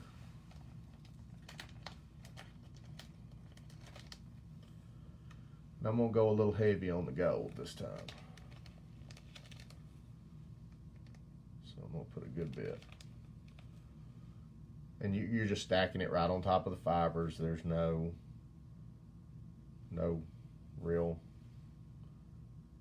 process to it. It's just trying to distribute it fairly evenly across the brush. And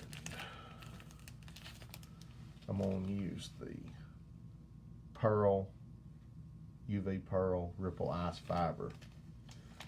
And all this is just a larger diameter or larger width flash, not diameter, I'm crazy. This is just a wider width flash than the dubbing, the Ripple Ice dubbing.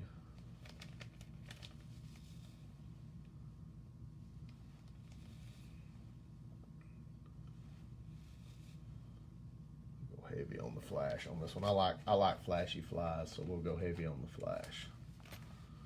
So now that that's arranged like that, take my bobbin of wire and go across the thread post with it. Pinch my tag end and my bobbin wire. Macrame cord is a pain to comb out, but it makes great dubbing. It is. That's my buddy John Michael got all into making materials there for a minute, and he was all about coming out those fibers, and I'm like, buddy, if you want to do it, have at it. So I'm going to pinch both pieces of wire together, lift off the table, go straight back down on my thread post. And you want to always keep tension on this wire or all your fibers are going to fall off. So now that I've done that,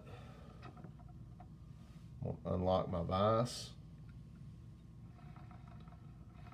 and start spinning this brush.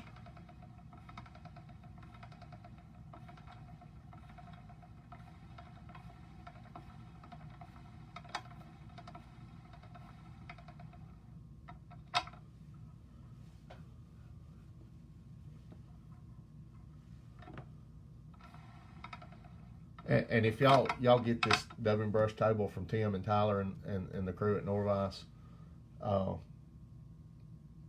the wire they send you with it is the large size dubbing brush wire, and that's what you need to start out with, because if you start out with this medium size, you're going to be popping wire all over the place. But once you get used to it, you can drop to this medium size wire and it'll give you a lot cleaner tying point at the end of the fly. I'm going to come in with my dog comb again, start to pick this brush out.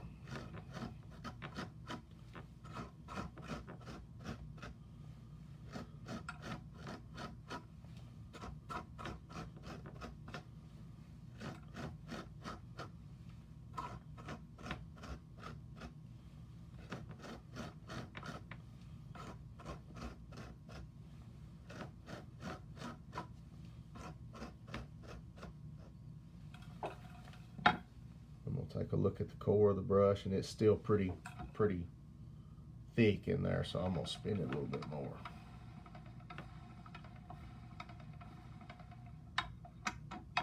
Lock my vise in.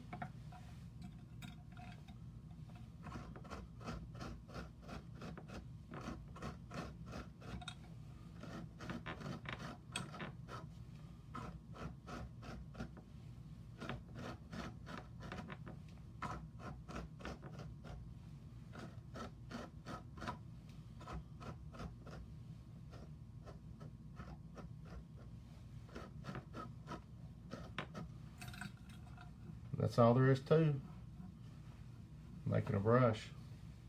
So I'm going to come in and trim that off, trim that off.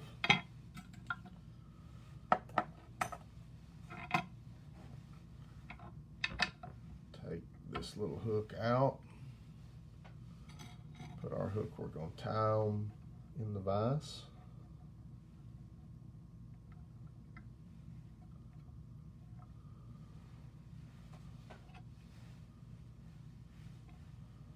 Same thread, I hadn't changed spools. It's still the UTC 210 I started with.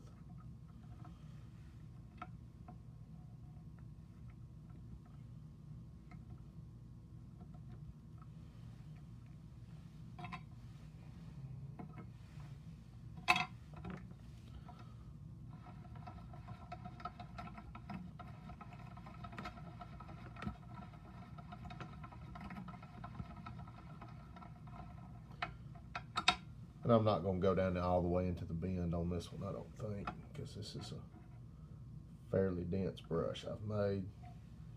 Not much is going to show through it. So,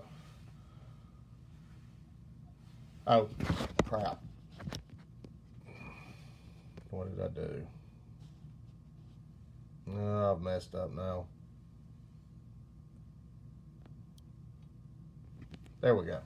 Sorry, I forgot to move the camera when I was making the brush. I'm sorry about that, guys. Now, can everybody see?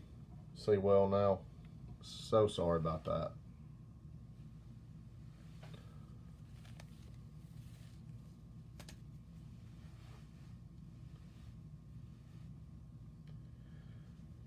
I knew I was going to mess up at some point tonight.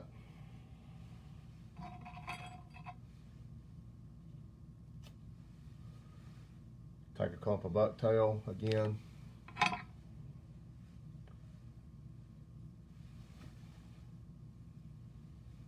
Pull out all the shorts.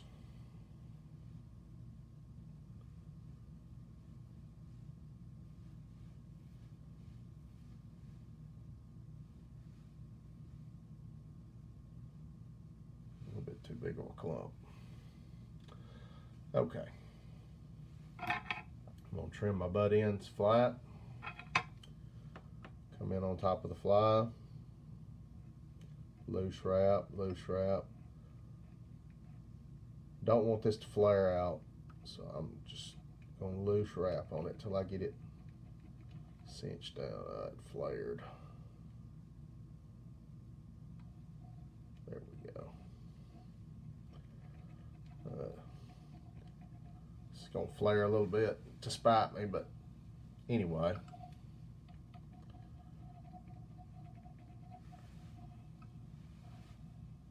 Tie that down.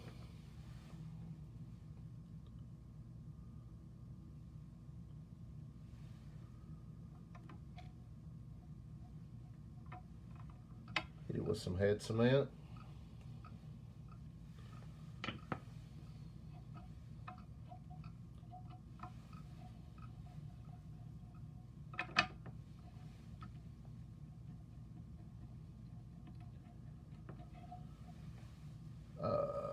Where's my lateral scale? Come in with the lateral scale again, about 6 or 7 strands. Wrap it around the thread, stagger it,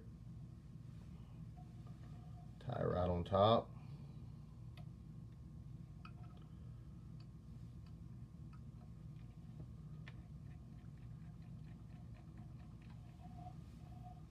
So it turns out it's a little bit longer than that bucktail.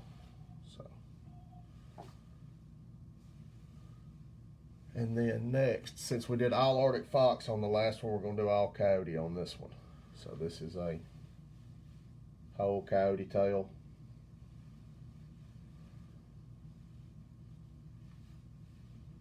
I'm going to take a bunch of fibers. Good sized bunch of fibers from it. Let's see.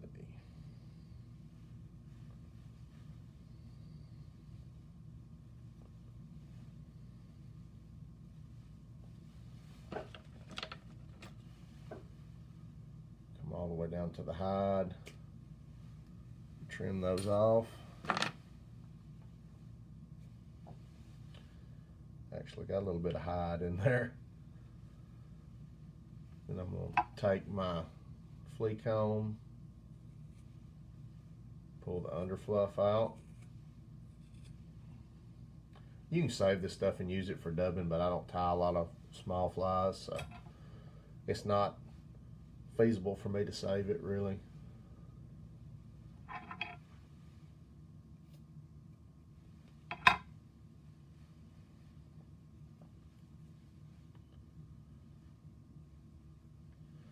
So those fibers are about as long as the bucktail.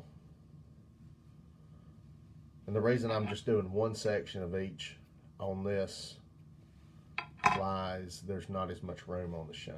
So you don't have as much room to play with. We'll come right over the eye with the butts of that coyote hair. Loose wrap, tighten down. Several tight wraps. So all the points are towards the eye of the hook. Take this, fold all those fibers back.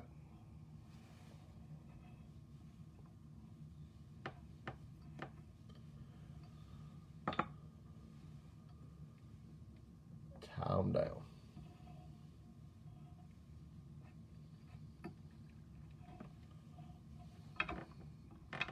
We got good even distribution all the way around the shank.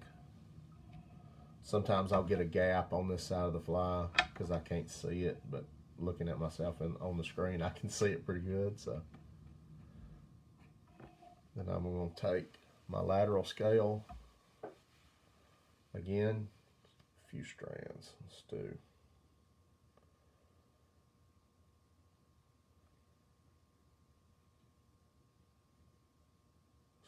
four.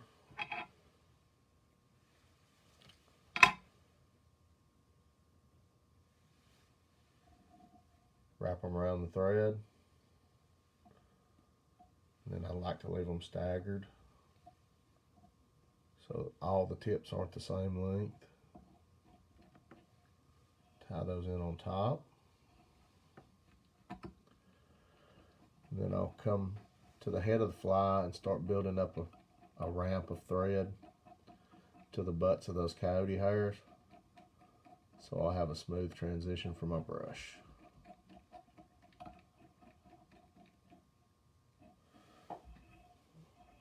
So now we've got a smooth transition there. Come over my thread post, bobbins it, well, not yet. A little crazy. We'll tie the brush in, starting with the white part,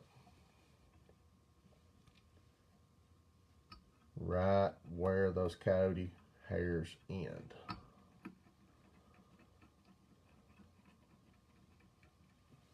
Fold the tag back, tie it down. And this is just to lock that brush in place. This is just a durability thing for me. I've had brushes pull out of flies before, and it's not something you want happening to you on the water. Now I'll go across my thread post.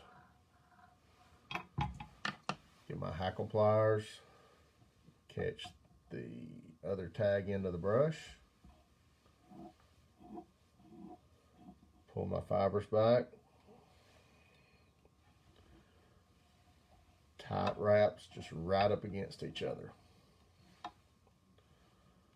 all the way to the nose, to the eye of the hook, or the nose of the fly, whatever you want to call it.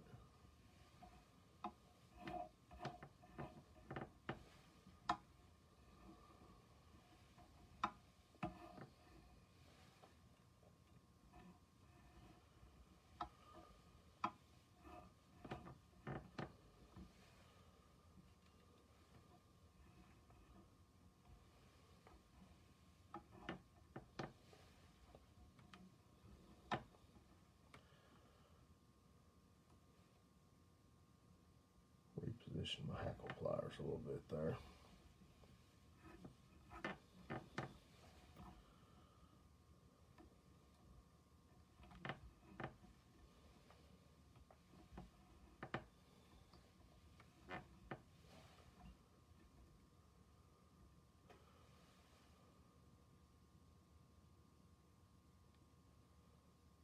Typical brush, you tie with the Norvise brush toe. About how much hook shank do you need to build the head?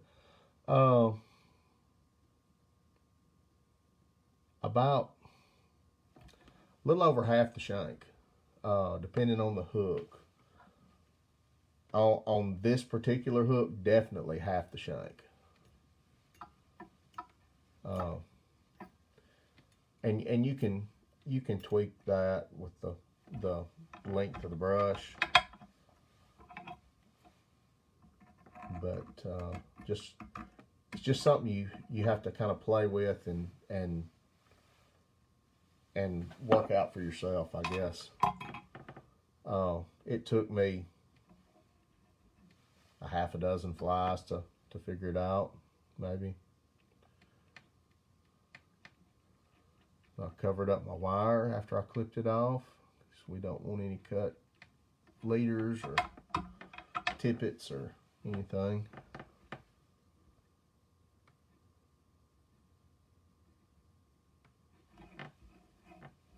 fibers back. Can't get over the way the coyote is pronounced.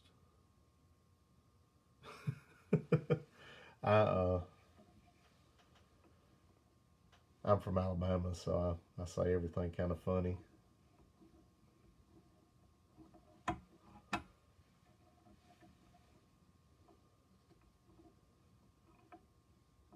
By the way, a coyote's purpose in life is to be fly tying material. I hate them. They wreak havoc on our... They're not native to Alabama, so they wreak havoc on our deer and turkey and all kinds of other animals that we want to survive well. So, thanks for taking time to show us this. No problem. I've enjoyed it. Come back in with my flea comb, pick this out.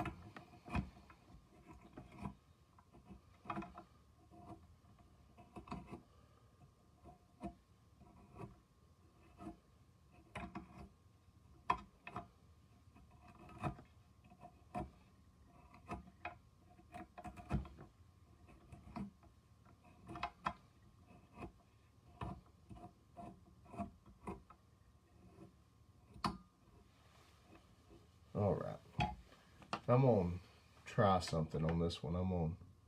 Hey Steven, what's going on, buddy?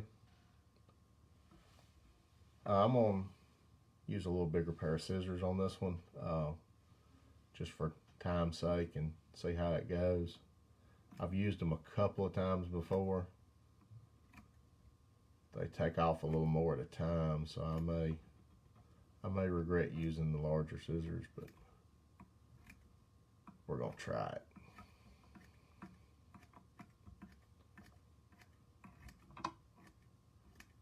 I'm just rotating as I'm trimming at an angle.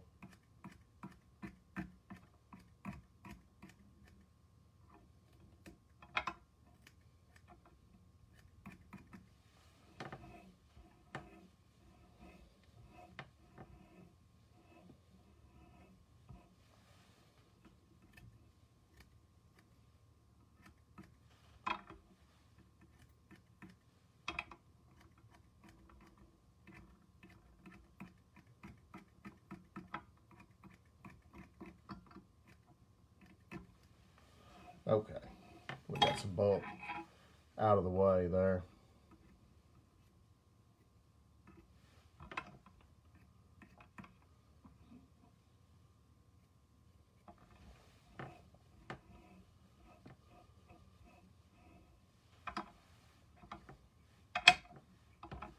We'll take the fly out of the vise.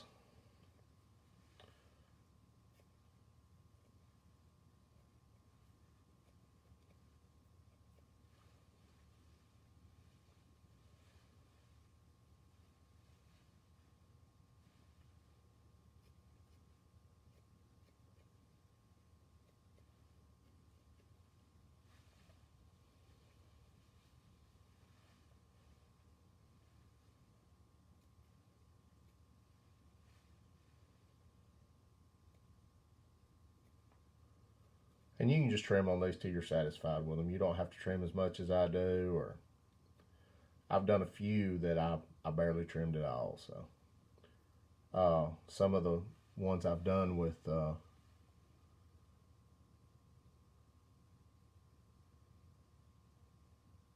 why do you like the copter scissors? I don't actually have the copter scissors yet. These are Dr. Slick's.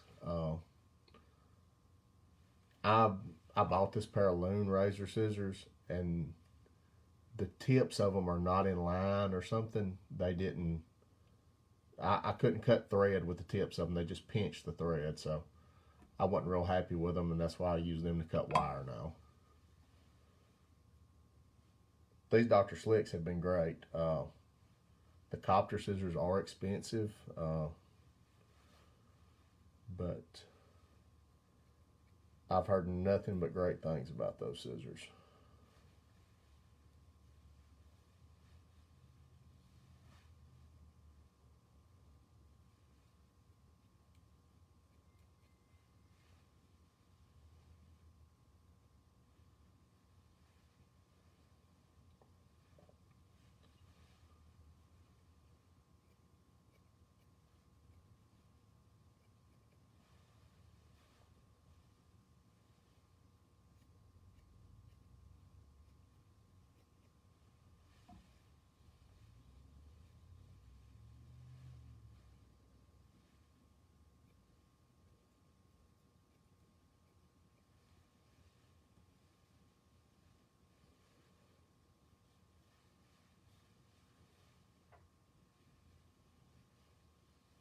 So that's the basic profile. Still seeing places I need to trim on this fly, so.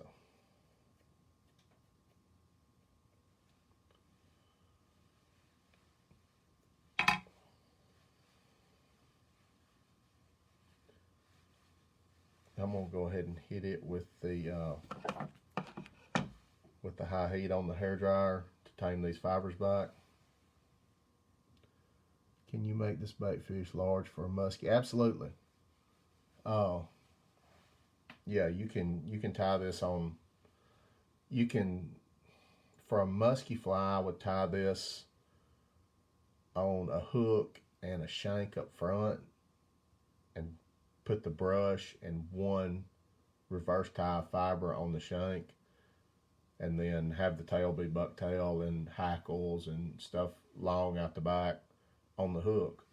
But that joint will make it want to kick broadside instead of just a single hook fly. And you want a musky fly to do that. From what I understand, we don't have musky here in Alabama, but from what I understand, you want to show that fish the profile of that fly. I'm gonna hit this with the high heat right quick. Uh-oh. Had a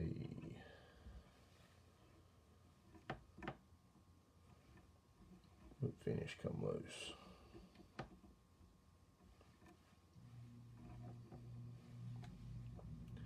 Y'all bear with me just a second. My knot came loose on the. I've done cut some thread here, I suppose. Bear with me for just a second. Let me clean this mess up.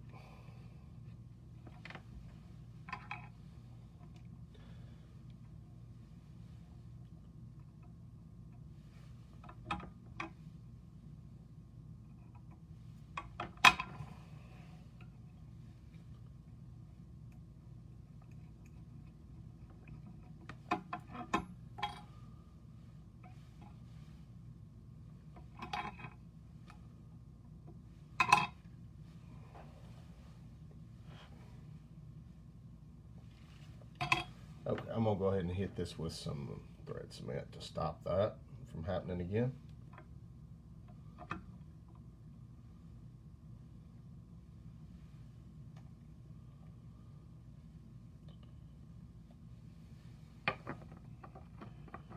And then what's your opinion on using mono thread? Mono thread is not my favorite. It's not going to cover up that wire good. It's that a thread that will spread out and cover that wire up good is essential, because you don't want a tag end sticking out to cut your leader or tip it. I'm going to hit this with the hair dryer right quick on high heat and tame these fibers back.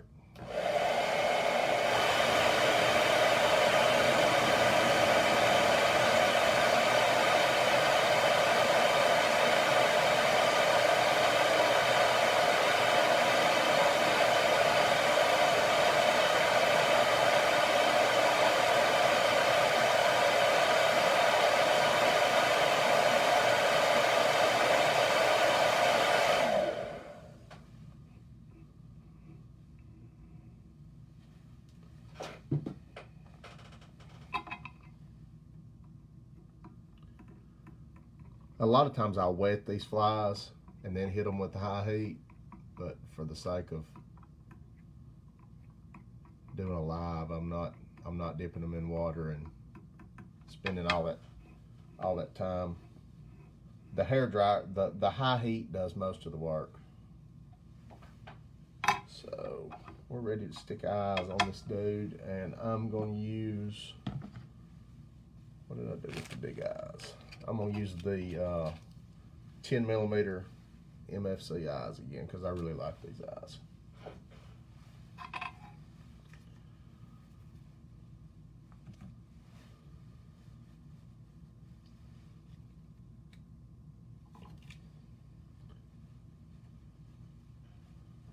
Thanks, Sean. I appreciate it, man.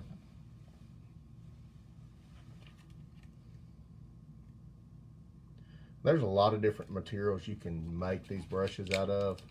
I've done several with naiad hair, which is kind of a hard to get material, but it's a really nice material, in my opinion. Thickness similar to EP fibers, but it's a natural hair. It's a little more bristly than EP fiber, a little stiffer. But it tames down with the high heat just as good, and pushes water, and it's got a little translucency to it.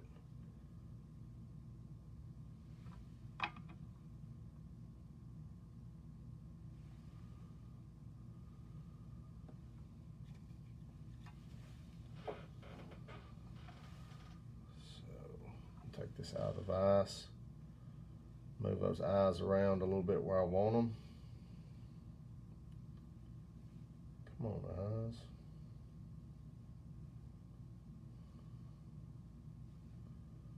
And then I'm going to pinch those eyes to that fly.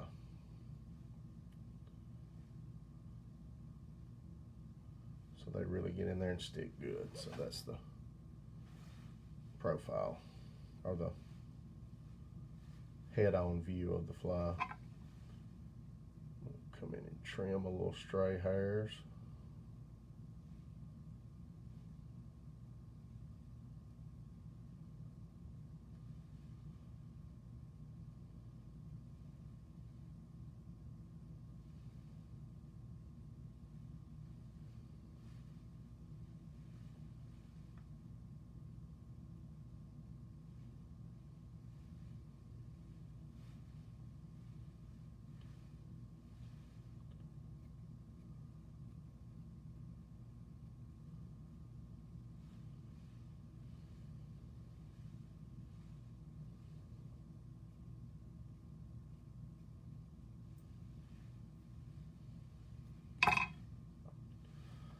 And that's it. I mean, I probably still am going to trim on this some more before it either goes in my box or wherever it goes to its final home. But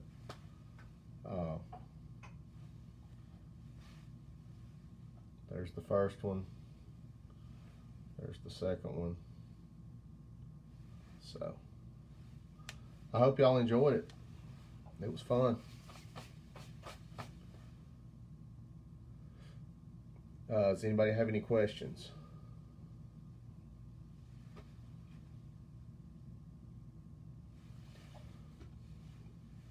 That one's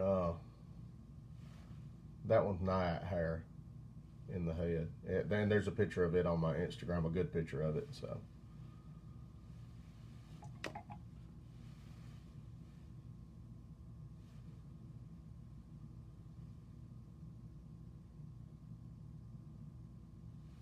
And that's my little dock light size 4. So it's a teensy little dude compared to these ones we tied tonight.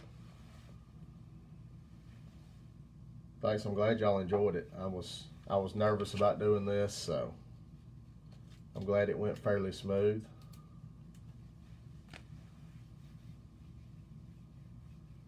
Yeah, I have some friends in Florida that are fishing some of them.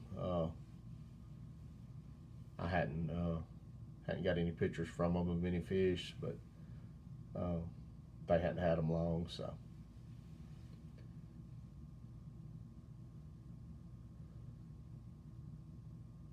I'm keen to have a go at tying baitfish now. Learned a lot today. Your efforts much appreciated. Hey, I'm just glad y'all enjoyed it.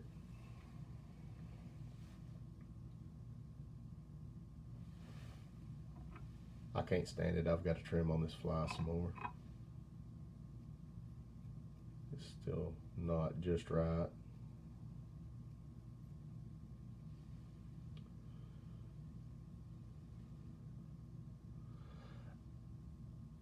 You have a pattern materials that sells from old Florida fly shop, right?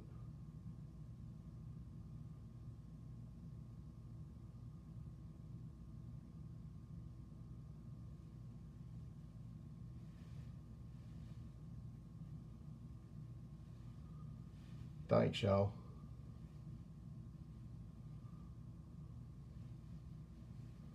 I'm glad everybody enjoyed it.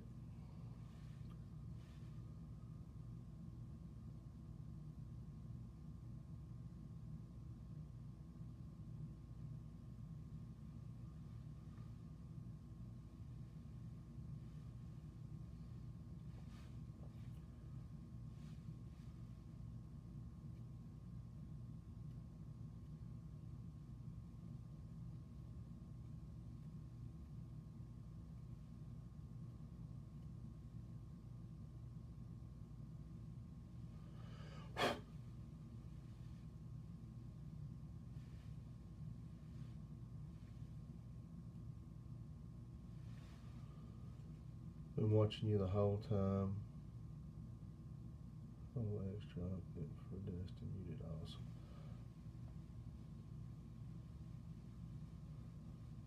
Whole time driving from Dustin. Oh, awesome, man. I appreciate it.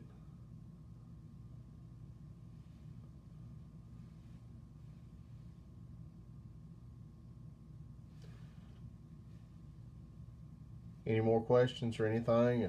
If not, I'm gonna call it a night.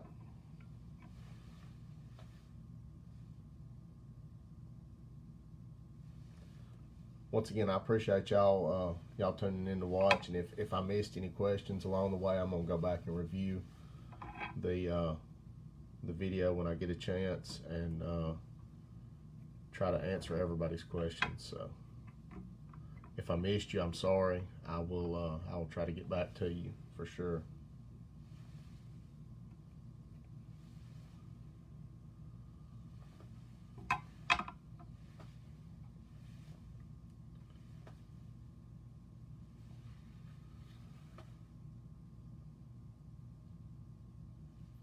All right, I'm gonna sign off. I appreciate y'all watching once again. I really appreciate it. Thanks.